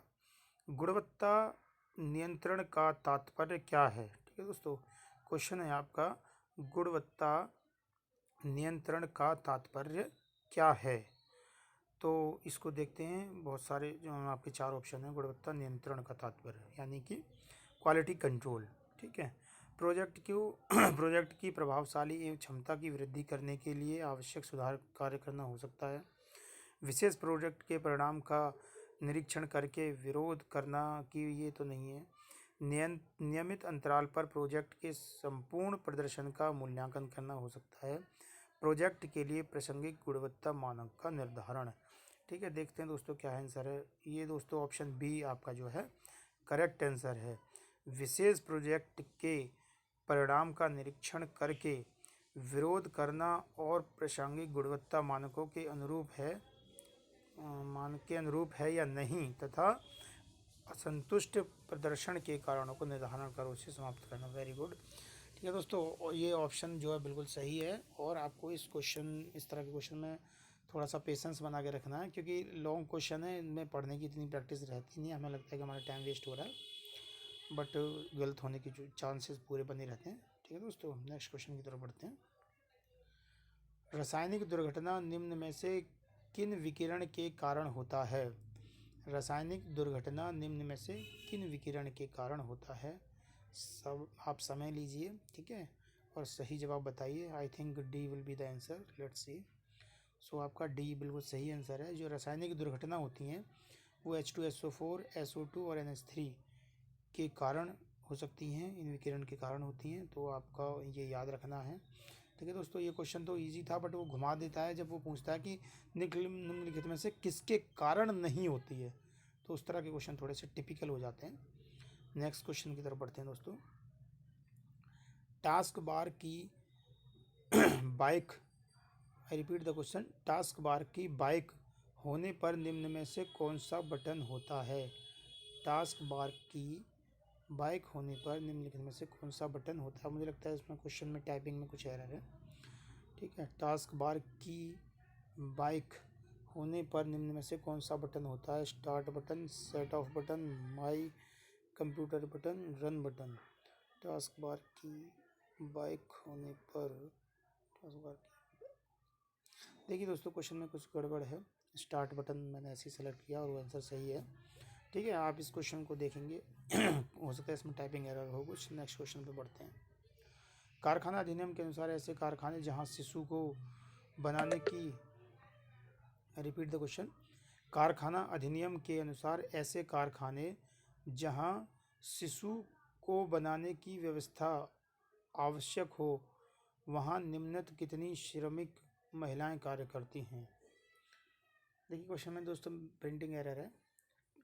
शिशु ये कहना चाहते हैं कि जो कारखाना अधिनियम के अनुसार ऐसे कारखाने जहां शिशु सुरक्षा यानी शिशु को रखने के लिए, उनकी सेफ्टी के लिए बनाने की एक श्रमिक महिलाएं कार्य करती हैं, वहाँ पे उनकी सेफ्टी के लिए, देखभाल के लिए कुछ आप सुविधा दें, उसके लिए वहाँ पे कितने लोग होने चाहिए कम से कम। ठीक है, मैं रिपीट कर रहा हूँ क्वेश्चन को, और ऑप्शन ए को मान लीजिए मैं सेलेक्ट कर रहा हूँ। ठीक है, तो जो कि गलत है, यानी ऑप्शन सी हमारा सही है। क्वेश्चन ये कहना चाहता है कि कारखाना अधिनियम के अनुसार ऐसे कारखाने जहाँ शिशु सुरक्षा, कुछ ऐसा वर्ड होगा यहाँ पे, या शिशु सदन हो सकता है, को बनाने की व्यवस्था आवश्यक हो वहाँ निम्नलिखित कितनी श्रमिक महिलाएं कार्य करती हैं।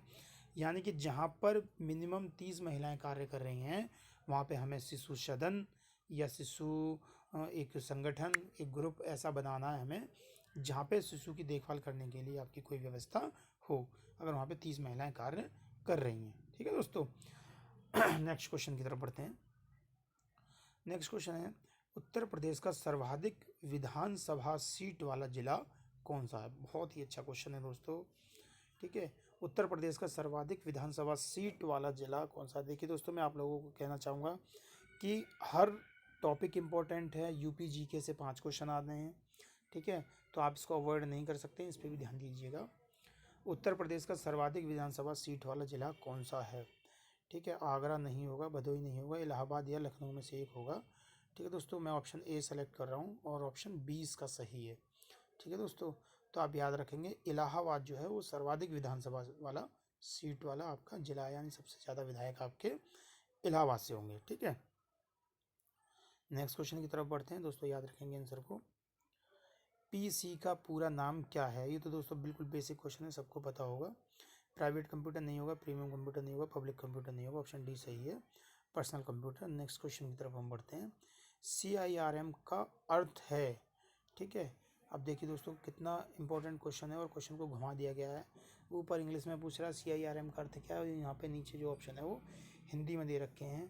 ठीक है, तो इसमें इस तरह की कन्फ्यूजन बड़ी रहती है, आप इसका जवाब ठीक से देंगे। ठीक है, ऑप्शन ए है केंद्रीय औद्योगिक पुनः निवेश मशीनरी, केंद्रीय औद्योगिक रिलेशन मशीनरी, केंद्रीय औद्योगिक नवीकरण मशीनरी, केंद्रीय औद्योगिक पुनर्निर्माण मशीनरी। कोई भी ऑप्शन हम सेलेक्ट कर लेते हैं। तो ऑप्शन 20 का बिल्कुल सही है, जिसका है केंद्रीय औद्योगिक रिलेशन मशीनरी। ठीक है दोस्तों, याद रखेंगे केंद्रीय, केंद्रीय मतलब सेंट्रल, औद्योगिक मतलब इंडस्ट्रियल। ठीक है दोस्तों, रिलेशन तो है ही आपका मशीनरी। तो C4 central, I4 industrial and R4 relation and M4 machinery. तो आप याद रखेंगे कि इसकी फुल फॉर्म क्या है CIRM की, केंद्रीय औद्योगिक रिलेशन मशीनरी। ठीक है फ्रेंड्स, नेक्स्ट क्वेश्चन की तरफ बढ़ते हैं। भारतीय राष्ट्रीय कांग्रेस का प्रथम अधिवेशन कब और कहाँ हुआ था? बहुत अच्छा क्वेश्चन है दोस्तों। देखिए 85 सब में है, लेकिन आपको ये याद रखना है कि मुंबई में हुआ था। ठीक है, 28 दिसंबर कॉमन है, मतलब डेट जो है वो आपकी कॉमन है, बट ये आपको याद रखना है कि कहाँ हुआ था। 2 में 28 दिसंबर है, बस 2 में 25 दिसंबर है, तो इसका हमें पता है मुंबई में हुआ, तो आपका ऑप्शन ए सही होगा। जो भारतीय राष्ट्रीय कांग्रेस का प्रथम अधिवेशन हुआ था वो आपका 28 दिसंबर 1885 में बम्बई में हुआ था। अच्छा क्वेश्चन है दोस्तों। नेक्स्ट क्वेश्चन की तरफ हम मूव करते हैं। ये दोस्तों कम क्या है दोस्तों, भुगतान अधिनियम। ठीक है, काम ये है मजदूरी भुगतान अधिनियम 1936 किन किन कार्य क्षेत्र में लागू किया गया है। ठीक है दोस्तों, इसमें भी थोड़ी सी टाइपिंग एरर है। मजदूरी, देखो दोस्तों इतने क्वेश्चन टाइप होते हैं तो उसमें कहीं ना कहीं मिस प्रिंटिंग हो जाती है, बट आप समझ सकते हैं। तो मजदूरी भुगतान अधिनियम 1936 किन किन कार्य क्षेत्र में लागू किया गया है? रेलवे, कारखाने, उद्योग, ये सभी। तो ऑप्शन डी आपका बिल्कुल सही होगा। नेक्स्ट क्वेश्चन की तरफ बढ़ते हैं। नेक्स्ट क्वेश्चन है फ्रेंड्स, वर्ड की फाइलों का एक्सटेंशन नेम क्या होता है? ठीक है दोस्तों, ये आई थिंक सबको पता होगा। ऑप्शन ए बिल्कुल सही है। नेक्स्ट क्वेश्चन की तरफ बढ़ते हैं। स्वतंत्र पाकिस्तान की पहली राजधानी क्या थी? अच्छा क्वेश्चन है दोस्तों। कराची, इस्लामाबाद, लाहौर या फिर फैसलाबाद। ठीक है दोस्तों, तो देखिए आपको पता है कि अभी जो पाकिस्तान की राजधानी वो क्या है आपकी? इस्लामाबाद है। ठीक है, स्वतंत्र पाकिस्तान की पहली राजधानी क्या थी? तो इस्लामाबाद तो नहीं होगी अगर इसने क्वेश्चन पहले पूछ लिया इस तरह से कि पहली कौन सी थी। तो ऑप्शन बी तो यहाँ पे एलिमिनेट हो जाता है, हम ऑप्शन सी को सेलेक्ट कर लेते हैं। बट दोस्तों इसका आंसर इस्लामाबाद ही है। तो आप याद रखेंगे दोस्तों, इस तरह की गलती ना हो। तो स्वतंत्र पाकिस्तान की पहली राजधानी क्या थी? वो क्या थी आपकी? इस्लामाबाद। ठीक है दोस्तों, तो बहुत ही अच्छा क्वेश्चन था। इस तरह के क्वेश्चन आने के चांसेस बहुत ज़्यादा रहते हैं। नेक्स्ट क्वेश्चन की तरफ हम बढ़ते हैं। उत्तर प्रदेश क्षेत्रफल की दृष्टि से भारत में कौन सा स्थान रखता है? दोस्तों बहुत ही इम्पोर्टेंट क्वेश्चन है। जैसा कि आपको पता है, पहला स्थान राजस्थान रखता है और दूसरा स्थान आपका उत्तर प्रदेश रखता था। लेकिन अब क्या है दोस्तों, अब ये चौथा स्थान रखता है। क्यों? क्योंकि आपके यहाँ से जो है वो काट दिए गए हैं। ठीक है, कुछ आपके राज्यों को अलग कर दिया गया है। तो उत्तर प्रदेश क्षेत्रफल की दृष्टि से भारत में कौन सा स्थान रखता है? चौथा स्थान रखता है, लेकिन पॉपुलेशन में पहला स्थान रखता है। ठीक है दोस्तों, इस चीज़ को आप याद रखेंगे। ये उत्तर प्रदेश से पहले आपका महाराष्ट्र भी आता है, उत्तर प्रदेश से पहले आपका राजस्थान भी आता है। तो इस तरह से आप याद रखेंगे कि भारत के अंदर उत्तर प्रदेश का चौथा स्थान है। और पॉपुलेशन के हिसाब से देखा जाए, जनसंख्या के हिसाब से देखा जाए तो आपका प्रथम स्थान है। नेक्स्ट क्वेश्चन की तरफ मूव करते हैं। मिश्रित अर्थव्यवस्था से क्या अभिप्राय है? क्वेश्चन है आपका, मिश्रित अर्थव्यवस्था से क्या अभिप्राय है? तो देखते हैं। अर्थव्यवस्था में कृषि और उद्योग दोनों को बढ़ावा देना, सरकारी एवं निजी क्षेत्र का सह अस्तित्व, अमीर एवं गरीब का सह अस्तित्व, छोटे और बड़े उद्योगों का सह अस्तित्व। तो ऑप्शन पहला क्या है? अर्थव्यवस्था में कृषि और उद्योग दोनों को बढ़ावा देना। ठीक है दोस्तों, क्वेश्चन अच्छा है, ऑप्शन में कन्फ्यूजन क्रिएट की गई है। तो मिश्रित अर्थव्यवस्था में से क्या अभिप्राय है? आप अपना आंसर चूज करने की कोशिश कीजिए।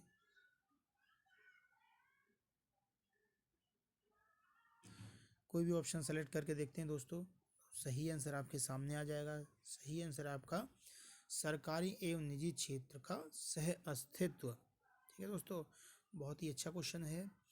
तो इन्होंने बताया जो मिश्रित अर्थव्यवस्था है यानी मिक्स्ड इकोनॉमी जो है, उससे क्या अभिप्राय है। ठीक है दोस्तों, तो ये आपका जो है सरकारी एवं निजी क्षेत्र का सह अस्तित्व है। ठीक है दोस्तों, देखिए फ्रेंड, कुछ क्वेश्चन बच्चों को लग रहा होगा कि आंसर हिंदी में होनी चाहिए ये वीडियो, बट मेरा मानना ये है कि जो बच्चे इंग्लिश में पढ़ते हैं वो हिंदी समझ सकते हैं ईजिली, बट जो बच्चे हिंदी में पढ़ते हैं वो उनको इंग्लिश समझने में दिक्कत होगी। इसलिए मैं वीडियो जो है वो हिंदी में लाने की मेरी कोशिश रहती है। बट अगर आपको क्वेश्चन जो है इंग्लिश में चाहिए तो आप कमेंट करके बता सकते हैं, तो मैं आपकी इंग्लिश में भी वीडियो लेके आ जाऊँगा। ठीक है दोस्तों, नेक्स्ट क्वेश्चन की तरफ हम बढ़ते हैं। आपने इसका जवाब देख लिया होगा कि जो सरकारी यानी कि जो गवर्नमेंट सेक्टर और प्राइवेट सेक्टर है उनके बीच में कोएग्जिस्टेंस हो, ठीक है, उस चीज़ को हम मिश्रित अर्थव्यवस्था या मिक्स्ड इकोनॉमी कहते हैं। नेक्स्ट क्वेश्चन की तरफ बढ़ते हैं। नेक्स्ट क्वेश्चन है, भारतीय अर्थव्यवस्था का कौन सा क्षेत्र सफल राष्ट्रीय उत्पाद में सबसे अधिक योगदान है? भारतीय अर्थव्यवस्था में कौन सा क्षेत्र सफल राष्ट्रीय उत्पाद में सबसे अधिक योगदान दे रहा है? प्राथमिक क्षेत्र, द्वितीय क्षेत्र, तृतीय क्षेत्र या सार्वजनिक क्षेत्र? ठीक है दोस्तों, तो हम कोई भी ऑप्शन सेलेक्ट कर लेते हैं और सही आंसर आपको मिल जाएगा। तो सही क्या है आपका? तृतीयक क्षेत्र। ठीक है दोस्तों, तो भारतीय अर्थव्यवस्था में कौन सा क्षेत्र जो है वो सफल राष्ट्रीय उत्पाद में सबसे अधिक योगदान दे रहा है? तो वो है आपका तृतीय क्षेत्र। ठीक है दोस्तों, तो इस तरह के क्वेश्चंस को आप ठीक से पढ़ेंगे, याद रखेंगे, और इस तरह के क्वेश्चन की प्रैक्टिस कीजिएगा। नेक्स्ट क्वेश्चन देखते हैं। नेक्स्ट क्वेश्चन है हमारा, क्वेश्चन नंबर है ये 57। क्वेश्चन है, कांग्रेस के प्रथम अधिवेशन की अध्यक्षता किसके द्वारा की गई थी। अभी हमने क्वेश्चन देखा था कि कांग्रेस की अध्यक्षता कहाँ हुई थी। अब ये है कांग्रेस के प्रथम अधिवेशन, क्या है, कांग्रेस के प्रथम अधिवेशन की अध्यक्षता किसके द्वारा की गई थी। ठीक है दोस्तों, तो ऑप्शन है आपके दादा भाई नौरोजी, व्योमेश चंद्र बनर्जी, वी राघवाचार्य या फिरोज शाह मेहता। ठीक है दोस्तों, तो आप देखिए कौन सा आंसर इसका सही है। क्वेश्चन बहुत ही इंपॉर्टेंट है। मैं क्वेश्चन रिपीट करता हूँ, कांग्रेस के प्रथम अधिवेशन की अध्यक्षता किसके द्वारा की गई थी। तो देखिए दोस्तों, मैंने ऑप्शन ए सेलेक्ट किया, बट इसकी जो सही आंसर है वो क्या है, व्योमेश चंद्र बनर्जी। ठीक है दोस्तों, तो अच्छे क्वेश्चन हैं। इस तरह के क्वेश्चन को याद रखने की कोशिश करें, किसी ट्रिक के माध्यम से याद रखने की कोशिश करें कि जो कांग्रेस का प्रथम अधिवेशन हुआ था उसकी अध्यक्षता व्योमेश चंद्र बनर्जी ने किया था। अब देखिए, बनर्जी से पकड़िए आपको बनाई, है ना। तो कांग्रेस को बनाने के लिए किसका रोल रहा, यहाँ आपका रहा बनर्जी का, व्योमेश चंद्र बनर्जी का। ठीक है दोस्तों, नेक्स्ट क्वेश्चन की तरफ बढ़ें। ट्रिक आप ऐसी कुछ बनाएं, और अच्छी ट्रिक हो तो आप मेरे पास ज़रूर उसको भेजें। नेक्स्ट क्वेश्चन है, माइक्रोसॉफ्ट एक्सेल में शीट टैब का क्या कार्य के लिए यूज़ करते हैं। Repeat the question, Microsoft Excel में शीट टैब का क्या कार्य के लिए यूज़ करते हैं। ठीक है, तो शीट टैब का यूज़ क्या है, नई वर्कशीट खोलने के लिए, अगली वर्कशीट पर जाने के लिए, नई वर्कबुक खोलने के लिए, उपयुक्त में से कोई नहीं। ठीक है, तो देखते हैं, मुझे लग रहा है ऑप्शन ए सही होना चाहिए, बट ऑप्शन बी सही है। अगली वर्कशीट पर जाने के लिए हम क्या करते हैं, शीट टैब का यूज़ करते हैं। ठीक है दोस्तों, तो अगली वर्कशीट पर हमें जाने के लिए माइक्रोसॉफ्ट एक्सेल के अंदर क्या है, शीट टैब का यूज़ करना पड़ेगा। ये क्वेश्चन आपके आते रहते हैं इस तरह के क्वेश्चन, तो क्वेश्चंस की आप ठीक से प्रैक्टिस कीजिए। ठीक है, और इसमें से जो क्वेश्चन इंपॉर्टेंट लगते हैं उनको किसी नोटबुक में नोट कर लीजिएगा। ठीक है दोस्तों, हो सकता है 100 क्वेश्चन में से आपको 60 क्वेश्चन आ रहे हैं, 70 क्वेश्चन आ रहे हैं, 80 आ रहे हैं, जो नहीं आ रहे हैं उनको नोट करके रखिएगा। So come to the next question. Next question is, कार्य का मात्रक इनमें से कौन सा है। ठीक है, कार्य का मात्रक क्या होगा आपका, तो आप बताइए, जूल होगा। ठीक है, first option is the correct answer. ठीक है, तो कार्य का मात्रक क्या होगा, जूल होगा। देखिए, आप इसको किस ट्रिक से याद रख सकते हैं। देखिए, क्वेश्चन आपको कहीं भी मिल जाएंगे, बट जो मैं आपको ट्रिक बता रहा हूँ वो शायद ही कहीं मिल पाए। देखिए, आपको पता है मई जून में आपके स्कूल बंद होते हैं, और स्कूलों में कार्य कब से शुरू होता है, जुलाई से। तो स्कूल में कार्य जुलाई से होता है, तो कार्य की यूनिट क्या हो जाएगी, जुलाई से याद रखेंगे आप, जूल। ठीक है दोस्तों, ये याद रखने की ट्रिक है। तो कार्य की यूनिट हो गई आपकी जूल। ठीक है दोस्तों, come to the next question. Raja Ram Mohan Roy द्वारा किसकी स्थापना की गई थी। राजा राम मोहन राय द्वारा किसकी स्थापना की गई थी। तो आपको सबको पता है कि इनके द्वारा आपकी ब्रह्म समाज की स्थापना की गई थी। ठीक है दोस्तों, आप कैसे याद रखेंगे, राजा राम में आपको राम याद आ रहे हैं। ठीक है, तो राम क्या है, आपके भगवान है, और ब्रह्मा जी भी आपके भगवान हैं। ठीक है, तो ये क्या आपके गॉड हैं, तो राम जी भी गॉड हैं और ब्रह्मा जी भी आपके गॉड हैं, तो इन दोनों को आप ऐसे कोरिलेट कर सकते हैं। ठीक है, come to the next question. And next question is, अज्ञ का विलोम क्या होगा। ठीक है, अज्ञ का विलोम क्या होगा, बहुत अच्छा क्वेश्चन है दोस्तों। देखिए, अज्ञ का यज्ञ तो होगा नहीं, विलोम बताना है। तो बी ऑप्शन आपने एलिमिनेट कर दिया। ठीक है, सही आंसर इसका क्या होगा दोस्तों, बी नहीं होगा। आप ज़रा सोचें क्या होगा इसका।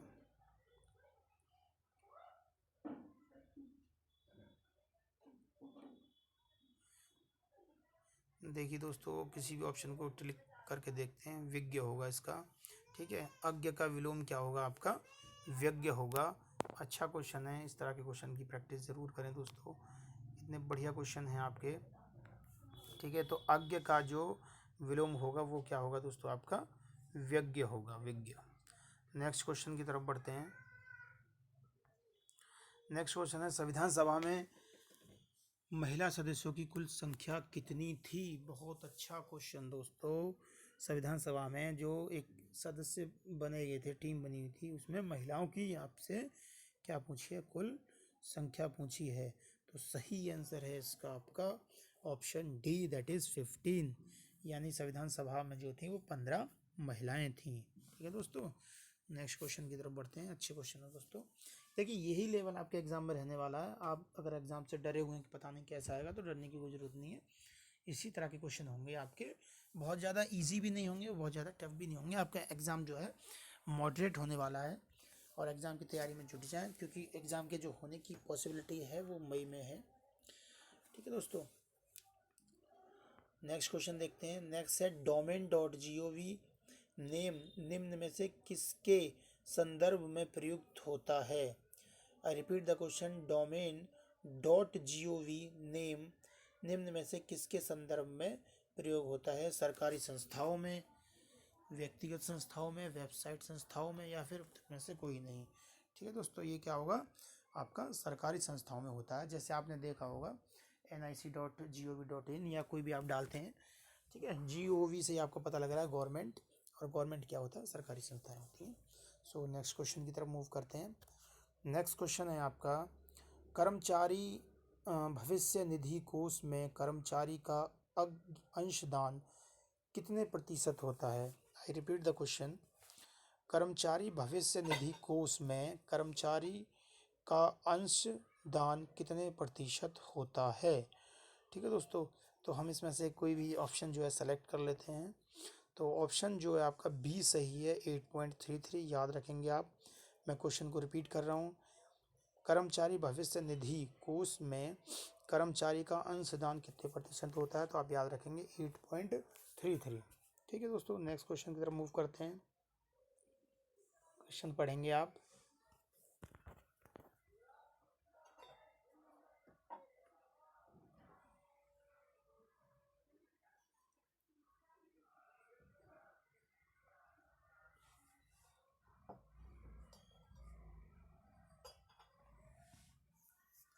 दोस्तों वीडियो लंबी होने वाली है, क्योंकि क्वेश्चन ना वही हम 65 देख रहे हैं। अभी आपके 35 क्वेश्चन बचे हुए हैं। पेशेंस बना के रखिए, क्वेश्चंस का जवाब देने की कोशिश कीजिए। नोट कीजिए आपके कितने क्वेश्चन सही हो रहे हैं। कमेंट बॉक्स में कमेंट करके ज़रूर बताएं कि 100 क्वेश्चन में से आपके क्वेश्चंस कितने सही हुए। यदि आपके 80 प्लस हो रहे हैं तो आप ए कैटेगरी में आ रहे हैं, 70 प्लस हो रहे हैं आप बी कैटेगरी में आ रहे हैं, 60 प्लस हो रहे हैं आप सी कैटेगरी में आ रहे हैं। ठीक है, तो आप स्कोर ज़रूर बताइएगा। मैं किसी पे भी ट्रिक करने वाला हूँ, क्योंकि टाइम आउट होने वाला है। ठीक है, ऑप्शन है आपका बोतल सही, जो बोतल है वो सही ऑप्शन है। मैंने जल्दी से सेलेक्ट कर लिया ताकि टाइम आउट ना हो। आप देखिएगा, चार्ल्स क्या है, drink A dash of milk A T.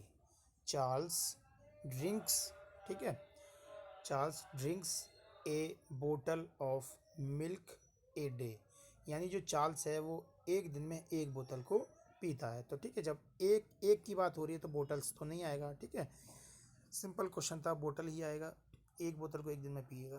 Next question पे देखते हैं। हॉलैंड की राजधानी कहाँ है। देखिए दोस्तों, आपका बहुत अच्छा क्वेश्चन है। आपको पता है कैपिटल एंड करेंसी से आपका एक क्वेश्चन आना है। एक क्वेश्चन में आपकी करेंसी पूछी जाएगी किसी भी कंट्री की, और एक क्वेश्चन में आपकी कैपिटल पूछी जाएगी। तो हॉलैंड की राजधानी कहाँ है। ठीक है, तो डबलिन नहीं है, और कैनबरा, वारसा, एम्स्टर्डम। देखते हैं क्या है दोस्तों, हॉलैंड की राजधानी क्या है। देखते हैं दोस्तों क्या होगा। सही आंसर है इसका ऑप्शन डी। हॉलैंड की राजधानी क्या है, एम्स्टर्डम। ठीक है दोस्तों, एम्स्टर्डम। तो आपकी कोई ट्रिक बना लेंगे जिससे आप इसको याद रखेंगे, एम्स्टर्डम। देखिए दोस्तों, इससे आप ऐसे ट्रिक याद रखते हैं। हॉलैंड से आप याद रखेंगे हाल, हाल मतलब करंट। ठीक है, एक लोकल लैंग्वेज होती है, हाल में ही ऐसा हुआ। ठीक है, हाल मतलब जल्दी में ही ऐसा हुआ है ना। ठीक है, या हाल ऐसे समझ लीजिए, आपकी कंडीशन किसी ने पूछी आपका हाल चाल कैसा है, तो किसी ने कहा ए मिस्टर, एम्स्टर्डम से हमने पकड़ा ए मिस्टर। ठीक है, आपने एम्स्टर्डम से क्या पकड़ा, की पॉइंट पकड़ा आपने, ए मिस्टर आपका हाल कैसा है। तो हॉलैंड से पकड़ा आपने हाल। ठीक है, आपके हाल चाल कैसे हैं, मतलब आप कैसे हैं। और एम्स्टर्डम से कीवर्ड आपने क्या पकड़ा, ए मिस्टर। ठीक है दोस्तों, ये ट्रिक्स आपको पकड़ने के लिए, बनाने के लिए आपको क्वेश्चन में से एक कीवर्ड पकड़ना पड़ेगा और ऑप्शन में से, जिससे आपको चीज़ें लॉन्ग टर्म तक याद रहेंगी। ठीक है दोस्तों, वैसे हम भूल जाते हैं, बहुत रटते हैं, बट लास्ट में याद नहीं रहता। ये प्रॉब्लम बहुत बच्चों के साथ होती है, 90% बच्चों के साथ ही होती है कि सर हम पढ़ते तो बहुत हैं हमें, लेकिन लास्ट टाइम में याद नहीं रहता। तो आप पढ़ने का वे थोड़ा सा चेंज कीजिए, आप ट्रिक के माध्यम से पढ़िए, चीज़ों को कोरिलेट कीजिए। तो यहाँ पे मैंने आपको क्या ट्रिक बताई, हॉलैंड से आपने पकड़ा हाल, मतलब आपका हाल कैसा है, और किसी ने आपसे पूछा एम्स्टर्डम से ए मिस्टर आपका हाल कैसा है। ठीक है दोस्तों, तो अब ये अगर आपने पढ़ लिया और ये वीडियो देख ली तो इस क्वेश्चन को आप ज़िंदगी में कभी भी नहीं भूलेंगे। अगर आपसे नींद में भी पूछा जाएगा कि हॉलैंड की राजधानी क्या है, तो आप बता देंगे Amsterdam. Okay, come to the next question. Apprentice act Bharat सरकार के द्वारा कब लागू किया गया था? क्वेश्चन है आपका, अप्रेंटिस एक्ट भारत सरकार के द्वारा कब लागू किया था? 1948 में, 57 में, 65 में, या फिर 61 में। ठीक है दोस्तों, तो अप्रेंटिस की बात हो रही है यहाँ पे, आप अपना जवाब दें। मैं कोई भी ऑप्शन सेलेक्ट कर रहा हूँ। ठीक है, ऑप्शन आपका डी सही है, 1961 में। ठीक है दोस्तों, देखिए मैं यहाँ पे जो सेलेक्ट कर रहा हूँ वो उसमें से कुछ क्वेश्चन गलत भी हो रहे हैं, तो उसका मतलब ये नहीं है कि मतलब आप उस चीज़ को अदरवाइज लें। आप ये देखिए कि सही आंसर आप तक पहुँच रहा है, आपको जानकारी मिल रही है। ठीक है दोस्तों, तो आपका क्या है, देखिए मेरा स्कोर तो आपको स्क्रीन पर दिख ही जाएगा, आप अपना स्कोर ज़रूर कमेंट कीजिएगा। मैं टाइम को बचाने के लिए कई बार जल्दी से ऑप्शन सेलेक्ट कर लेता हूँ। ठीक है, आप अपना टाइम भरपूर ले सकते हैं। तो 1961 क्या है आपका सही आंसर है, और 1961 में क्या हुआ, अप्रेंटिस एक्ट जो है भारत सरकार के द्वारा लागू किया गया। ठीक है दोस्तों, तो आप इस चीज़ को याद रखेंगे कि अप्रेंटिस एक्ट जो है आपका 1961 में आपका लागू किया गया, किसी ट्रिक के माध्यम से आप याद रख लेंगे। ठीक है, अप्रेंटिस।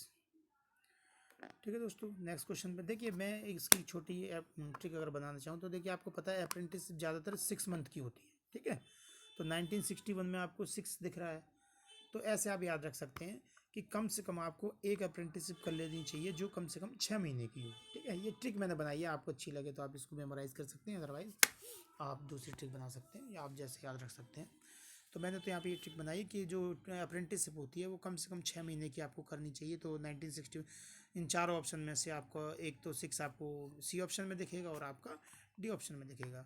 तो ठीक है, तो 61 ऐसे पकड़ लीजिए कि कम से कम एक अप्रेंटिसशिप करनी चाहिए आपको जो कि 6 महीने की हो। नेक्स्ट क्वेश्चन की तरफ बढ़ते हैं दोस्तों। नेक्स्ट क्वेश्चन है, संशोधित और पुनरीक्षित भारतीय कारखाना अधिनियम के अनुसार ओवर टाइम सहित कार्य कितने घंटे प्रति सप्ताह से अधिक नहीं होना चाहिए? अभी मैंने आपको थोड़ा पहले बताया था कि आपका 60 घंटे से ज़्यादा टाइम नहीं होना चाहिए, including the over time weekly. So come to the next question. जांच का क्या उद्देश्य होता है?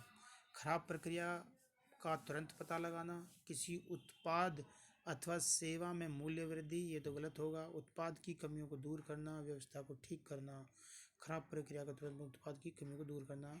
ऑप्शन सी सही हो सकता था, लेकिन उन्होंने ऑप्शन ए को सही माना है, खराब प्रक्रिया का तुरंत पता लगाना। ठीक है दोस्तों, उत्पाद की कमियों को दूर करना भी सही है, बट जो ऑप्शन ए है वो मोर एक्यूरेट है, खराब प्रक्रिया का तुरंत पता लगाना। देखिए, उत्पाद की कमियों का पता लगाना हमारा ऑब्जेक्टिव नहीं है। उत्पाद में कमी मिल गई, लेकिन वो कमी किस प्रोसेस की वजह से हो रही है, किस प्रक्रिया की वजह से हो रही है, उसका हमें पता लगाना है। खराब का तो पता लग जाएगा, लेकिन अगर हम सिर्फ खराब का पता लगाएंगे तो वो प्रॉब्लम कैसे शॉर्ट आउट होगी कि किस वजह से प्रॉब्लम हमारी आ रही है। तो खराब प्रोसेस का पता लगाना हमारा ऑब्जेक्टिव है। नेक्स्ट क्वेश्चन की तरफ बढ़ते हैं। गुणवत्ता मंडली क्या है? ठीक है, गुणवत्ता मतलब क्वालिटी। गुणवत्ता मंडली क्या है? ऑप्शन देखेंगे, कर्मचारियों का एक छोटा समूह, मशीनों का एक समूह, भवनों का एक समूह, उपरोक्त में से कोई नहीं। ऑप्शन ए जो है आपका सही होगा, कर्मचारियों का एक छोटा सा समूह, एक ग्रुप है जो क्वालिटी कंट्रोल करता है। ठीक है, एक टीम है, जैसा आप कंपनी में काम किया होगा तो वहाँ पे क्वालिटी का एक अलग से डिपार्टमेंट होता है। ठीक है, नेक्स्ट क्वेश्चन की तरफ हम बढ़ते हैं। कंप्यूटर की गति को मापने के लिए किस इकाई का प्रयोग हो जाता है? किलोमीटर प्रति सेकंड नहीं, किलोमीटर प्रति घंटा नहीं, मील प्रति घंटा नहीं, किलो हर्ज। ठीक है, तो ऑप्शन क्या है आपका? Kilo hertz. ठीक है, यानी कि कंप्यूटर की जो गति है, जो स्पीड है, उसको मापने के लिए आपकी यूनिट क्या है? Kilo hertz. Come to the next question. निम्नलिखित में से कौन सा कारण दुर्घटना के होने का नहीं है? दोस्तों, जहाँ नहीं आ जाता है ना, वो क्वेश्चन बहुत ज़्यादा घुमाने की कोशिश करता है आपको। तो दुर्घटना का कारण कौन सा नहीं है? कार्य का प्राप्त ज्ञान न होना, ये तो दुर्घटना का कारण है। जानकारी न होने पर भी मशीन को चलाकर देखना, ये भी दुर्घटना का कारण है। समर्थ से ज़्यादा मेहनत करना, ये भी दुर्घटना का कारण है। सुरक्षा व नियमों का पालन करना, ये दुर्घटना का कारण नहीं है। तो ऑप्शन डी आपका बिल्कुल सही होगा। नेक्स्ट क्वेश्चन की तरफ बढ़ते हैं। एक्सेल में रो एवं कॉलम का प्रतिच्छेदन कहलाता है cell, square, level, worksheet. Option A सही होगा आपका, सेल कहलाता है। रो और कॉलम का प्रतिच्छेदन यानी जहाँ रो और कॉलम मिलते हैं वो आपका सेल कहलाता है। ओके, जिसको A1, AD या AA करके हम उसको बताते हैं। मजदूर द्वारा कारखाना अधिनियम का उल्लंघन करने पर उसे कितने रुपए का जुर्माना देना पड़ता है? मजदूर अगर किसी कारखाने का अधिनियम का भुगतान वो नियम का फॉलो नहीं कर रहा तो उस पर कुछ जुर्माना लगाया जाता है। वो कितना लगाया जाता है आपका? 20 रुपये। ठीक है दोस्तों, अभी ये बढ़ा देना चाहिए बट बढ़ाया नहीं है। बहुत पुराना टाइम पे डिसाइड किया गया था, जिसमें अभी तक वृद्धि नहीं हुई है। होनी चाहिए बट अभी हुई नहीं है। नेक्स्ट क्वेश्चन देखें। आमतौर पर एक व्यक्ति के वेतन से कटौती की निर्धारित सीमा वेतन अदाई अधिनियम के अंतर्गत वेतन अवधि में से राशि का कितने प्रतिशत है? ठीक है, तो 50% तक आप कटौती कर सकते हैं। क्वेश्चन को रिपीट कर रहा हूँ। आमतौर पर एक व्यक्ति के वेतन से कटौती की निर्धारित सीमा वेतन अदायगी अधिनियम के अंतर्गत वेतन अवधि में राशि का कितने प्रतिशत है? ठीक है दोस्तों, तो वो कितना आपका 50% है। मैं क्वेश्चन फिर रिपीट कर रहा हूँ, क्वेश्चन में थोड़ी कन्फ्यूजन हो रही है बच्चों को। आमतौर पर एक व्यक्ति के वेतन से कटौती की निर्धारित सीमा वेतन अदायगी अधिनियम के अंतर्गत वेतन अवधि में राशि का कितने प्रतिशत है? तो 50% है। नेक्स्ट क्वेश्चन की तरफ मूव करते हैं। नेक्स्ट क्वेश्चन है, आकाश का पर्यायवाची शब्द क्या होगा? गगन। आकाश का पर्यायवाची शब्द क्या होगा? गगन, नभ, अंबर, अवनी। ये तो दोस्तों बहुत कन्फ्यूजन क्वेश्चन है। आकाश का पर्यायवाची शब्द नहीं है दोस्तों। देखिए यही गलती जो मुझसे होने वाली थी, यही क्वेश्चन हो जाती। नहीं पे ध्यान दिया गया है। गगन होता है, नभ होता है, अंबर होता है, अवनी नहीं होता है और नहीं ही हमसे पूछा गया था। ठीक है दोस्तों, तो ऐसी गलती ना करें। नेक्स्ट क्वेश्चन पे आए। पारिस्थितिकी तंत्र में क्या होता है? पारिस्थितिकी तंत्र में क्या होता है? सजीव प्राणी, भौतिक पर्यावरण, सभी चीज़ों को कार्यशील बनाने के लिए ऊर्जा स्रोत, उपरोक्त सभी। ठीक है दोस्तों, तो पारिस्थितिकी तंत्र में क्या है? ये सभी आ जाता है। सभी क्या क्या? पारिस्थितिकी तंत्र में क्या क्या आता है? सजीव प्राणी आ जाते हैं, भौतिक पर्यावरण और आपका सभी चीज़ों को कार्यशील बनाने के लिए ऊर्जा स्रोत। ठीक है दोस्तों, तो ये सारे के सारे आपके क्या हैं? उसके अंदर आपके आ जाते हैं। ठीक है दोस्तों, तो इस तरह का आप देखते हैं ये। और नेक्स्ट क्वेश्चन की तरफ हम बढ़ते हैं। नेक्स्ट क्वेश्चन क्या है आपका? इनमें से पारसेक किसकी इकाई है? ठीक है, तो ये क्वेश्चन आपका साइंस का है, यूनिट आपको बतानी है। ठीक है, निम्न में से पारसेक किसका इकाई है? प्रकाश की चमक की, समय की, दूरी की या चुंबकीय बल की? ठीक है दोस्तों, तो आपका ऑप्शन क्या है? सी सही होगा, दूरी की। ठीक है, इनमें से पारसेक किसकी इकाई है? तो किसकी इकाई है आपकी? दूरी की इकाई है। तो आप याद रखेंगे, इस तरह के क्वेश्चन को नोट कर लेंगे या आप स्क्रीनशॉट लेके रखिए। देखिए दोस्तों, नोट करने में अगर आपको समय लग रहा है कि हमारा वेस्ट हो रहा है तो स्क्रीनशॉट ले लिया कीजिए और एक फ़ोल्डर बना लीजिए अपने मोबाइल के अंदर या लैपटॉप के अंदर, जहाँ पे आपके सारे स्क्रीनशॉट्स होंगे और आपको बाद में भी नोट्स बना सकते हैं। ठीक है, वीडियो के साथ साथ में नहीं बना पा रहे हैं तो स्क्रीनशॉट ले लीजिए और आप उसको बाद में नोट कर लीजिएगा, या वीडियो को पॉज करके आप हैंड टू हैंड नोट बना सकते हैं। अपने कमेंट बॉक्स में कमेंट करके ज़रूर बताएं कि आपके क्वेश्चन कितने सही हुए हैं। नेक्स्ट क्वेश्चन की तरफ बढ़ते हैं। Luigi was a highly talented musician. What do we call the punctuation mark between highly and talented? देखिए बहुत अच्छा क्वेश्चन है दोस्तों। Luigi was a highly talented musician. ठीक है, तो हाईली टैलेंटेड के बीच में आपने क्या किया है? एक जो पंक्चुएशन मार्क को यूज़ किया है वो बताना है, वो क्या है? एक हाइफन है या एक लाइन है, एक डैश है। देखिए लाइन तो नहीं है, लाइन नहीं कहेंगे, लाइन कोई आपका पंक्चुएशन नहीं है। या तो ये हाइफन है या फिर ये एक डैश है। तो अब आप इसको बताएंगे क्या है। देखिए मैंने अभी आपको बताया था कि जो छोटा सा निशान होता है वो आपका कहलाता है हाइफन, और जो बड़ा होता है तो वो क्या कहलाता है? आपका डैश। तो इसी बिहाफ पे आप अपना आंसर दे सकते हैं। ठीक है दोस्तों, तो आपको दिख रहा होगा कि हाईली और टैलेंटेड के बीच में जो स्पेस है वो बहुत कम है, जो लाइन है उसकी लेंथ बहुत कम है। तो जब लेंथ कम होगी तो वो क्या होगा, हाइफन होगा, और लेंथ जब ज़्यादा होगी तो वो क्या होगा, डैश होगा। तो ऑप्शन ए हमारा बिल्कुल करेक्ट है। नेक्स्ट क्वेश्चन की तरफ मूव करते हैं। क्वेश्चन नंबर 80 है। आपका पेशेंस बनाने के लिए बहुत बहुत धन्यवाद दोस्तों। अगर आप यहाँ तक जुड़े रहें तो अंत तक और जुड़े रहिएगा। 20 क्वेश्चन और बचे हैं आपके। मैं आपको गारंटी देता हूँ कि जब आप एग्ज़ाम देंगे तो आपको 5 से 7 क्वेश्चन इस वीडियो से मिलेंगे, और आप कमेंट करके खुद बताएंगे कि सर आपके द्वारा जो वीडियो बनाई गई थी उससे आपके इतने क्वेश्चन आए और हमारे सारे क्वेश्चन सही हुए। क्वेश्चन है, MS वर्ड की सबसे बड़ी फॉर्मेटिंग इकाई है। MS वर्ड की सबसे बड़ी फॉर्मेटिंग इकाई क्या है? पैराग्राफ, लाइन, पेज या फिर करैक्टर। ठीक है, तो आपका जो ऑप्शन होगा वो सी सही होगा। देखिए, लाइन तो एक लाइन है, वो सबसे बड़ी हो नहीं सकती। करैक्टर तो आपका जो है लाइन से भी छोटा हो जाएगा, और पैराग्राफ तो आपके 2, 3, 4, 5 लाइन का होता है, लेकिन पेज जो है वो सबसे बड़ी इकाई है। सो हमारा सही आंसर है। नेक्स्ट क्वेश्चन की तरफ बढ़ते हैं। 14 वर्ष से ज़्यादा आयु के बच्चों की कार्य करने की निर्धारित समय कितने घंटे है? 14 वर्ष से ज़्यादा आयु के बच्चों की कार्य करने की निर्धारित समय कितने घंटे है? बहुत अच्छा क्वेश्चन है दोस्तों। इसका आंसर क्या होगा आप बताएं हमें। ठीक है दोस्तों, तो ऑप्शन सी सही है। 4.5 आवर यानी 4.5 घंटे, 4 घंटे 30 मिनट। यानी 14 वर्ष से ज़्यादा आयु के बच्चों की जो कार्य करने की निर्धारित समय है वो कितना है? 4.5 घंटे है। उससे अधिक आप बच्चों से कार्य नहीं ले सकते हैं, और 14 वर्ष से कम से तो आप ले ही नहीं सकते हैं, वरना आपको कारावास जाना पड़ेगा और आपको भुगतान भी करना पड़ेगा, मतलब आपको फाइन भी देना होगा। ठीक है दोस्तों, नेक्स्ट क्वेश्चन की तरफ बढ़ते हैं। ऑपरेटिंग सिस्टम का प्रमुख कार्य क्या है? देखिए, बहुत अच्छा क्वेश्चन है। आपके सिलेबस में ऑपरेटिंग सिस्टम को अलग से बताया गया है। ठीक है, तो ऑपरेटिंग सिस्टम का प्रमुख कार्य क्या है? आप अपना आंसर मार्क कीजिए, मैं तब तक पानी पी लेता हूँ।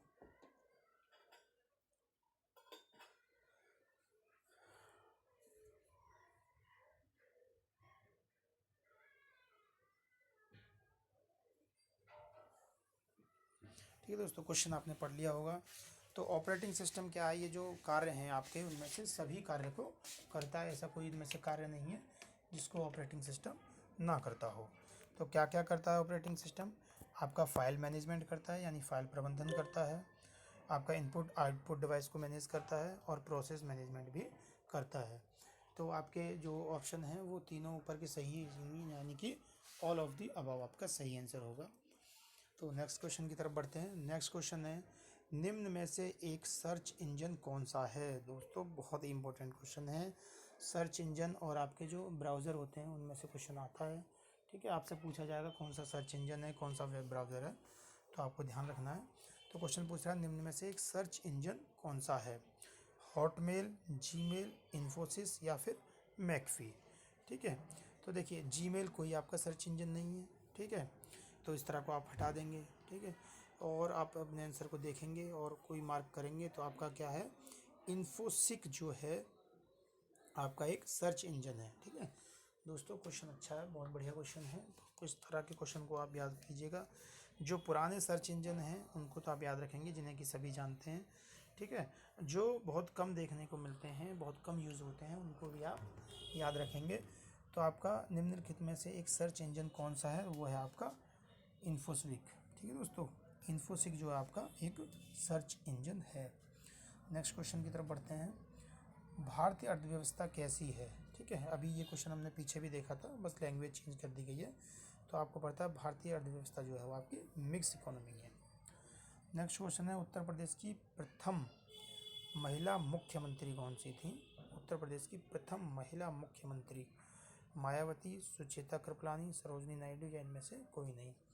तो उत्तर प्रदेश की प्रथम महिला मुख्यमंत्री कौन थी ये आपको बताना है। देखिए, आपकी जो है सुचेता कृपलानी जो है आपकी पहली महिला मुख्यमंत्री थी। ठीक है, तो इस तरह के क्वेश्चन आप याद रखेंगे, बहुत इंपॉर्टेंट क्वेश्चन है। यूपी जीके के 5 क्वेश्चन आपके आएंगे। तो सुचेता कृपलानी जो है वो उत्तर प्रदेश की महिला मुख्यमंत्री बनी थी। आप इसको याद कैसे रखेंगे कि कृपा की उन्होंने हम पर। ठीक है, देखिए, पहली महिला थी तो उन्होंने कृपा की और महिलाओं के ऊपर, उनके लिए एक आदर्श बनी कि वो भी महिला वो जो है मुख्यमंत्री बन सकती हैं। तो और लोगों और महिलाओं पे तो उन्हें मोटिवेशन बनी ना उनके लिए, ठीक है। तो उन्होंने एक कृपा की, एक आदर्श स्थापित किया महिलाओं के लिए कि एक महिला मुख्यमंत्री बन सकती है, तो वो भी महिलाएं अपने जीवन में कुछ आगे बढ़ सकती हैं। ये ट्रिक है दोस्तों, ठीक है। सुचेता कृपलानी ने लोगों को सोचने पे मजबूर किया कि उन्होंने कृपा करी उन लोगों पे कि वो महिलाओं को एक आदर्श बनिया है कि वो भी मुख्यमंत्री बन सकते हैं, ठीक है दोस्तों। नेक्स्ट क्वेश्चन की तरफ बढ़ते हैं। आप क्वेश्चन पढ़िए।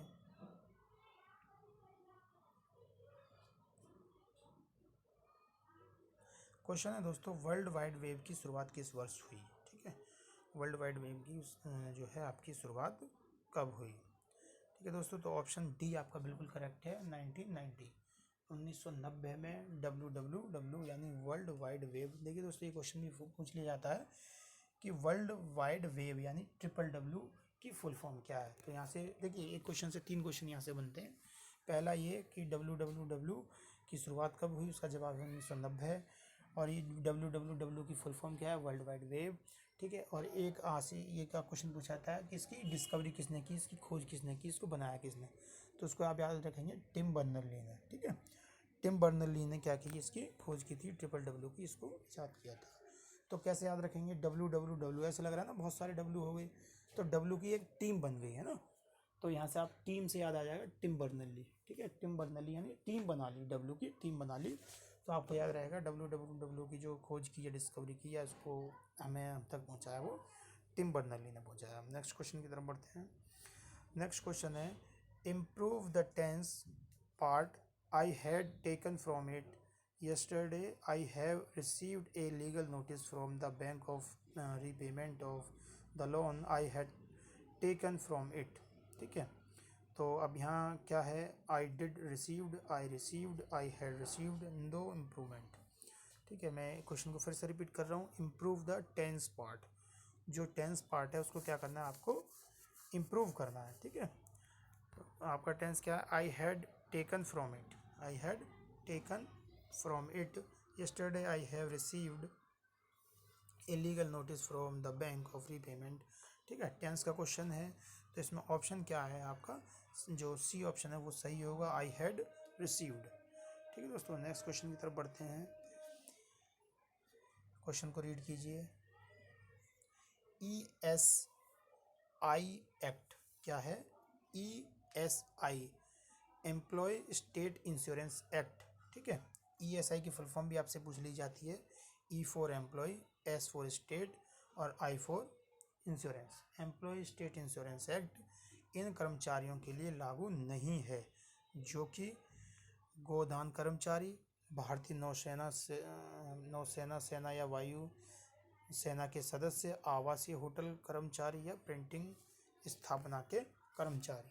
तो आपको बताना है कि किन के लिए जो ESI है वो क्या है, नहीं लागू होता है, ठीक है। ESI एक्ट इन कर्मचारियों के लिए लागू नहीं होता है। तो किन के लिए नहीं होता है, भारतीय नौसेना सेना या वायु सेना के सदस्य के लिए आपका ESI एक्ट जो है नहीं है। ESI एक्ट मतलब एम्प्लॉय स्टेट इंश्योरेंस एक्ट, ठीक है दोस्तों। तो ये भारतीय नौसेना या वायुसेना के लिए नहीं है, ठीक है दोस्तों। नेक्स्ट क्वेश्चन की तरफ मूव करते हैं। क्वेश्चन है, उत्तर प्रदेश का कौन सा जिला सबसे कम क्षेत्रफल वाला है। बहुत अच्छा क्वेश्चन है दोस्तों। आपको बताना है कि इनमें से ऐसा कौन सा जिला है जो कि सबसे कम क्षेत्रफल वाला है, ठीक है दोस्तों। तो ऑप्शन सी जो है आपका हापुड़ है। हापुड़ जो है वो सबसे कम क्षेत्रफल वाला जिला है, ठीक है दोस्तों। तो ये सबसे कम क्षेत्रफल वाला जिला है, आप याद रखेंगे। नेक्स्ट क्वेश्चन की तरफ मूव करते हैं। LAN का अभिप्राय क्या है। आपको पता है LAN की फुल फॉर्म क्या होती है, लोकल एरिया नेटवर्क, ठीक है। तो लोकल एरिया नेटवर्क आपका ऑप्शन जो है सी बिल्कुल सही होगा। नेक्स्ट क्वेश्चन है, बंद अर्थव्यवस्था।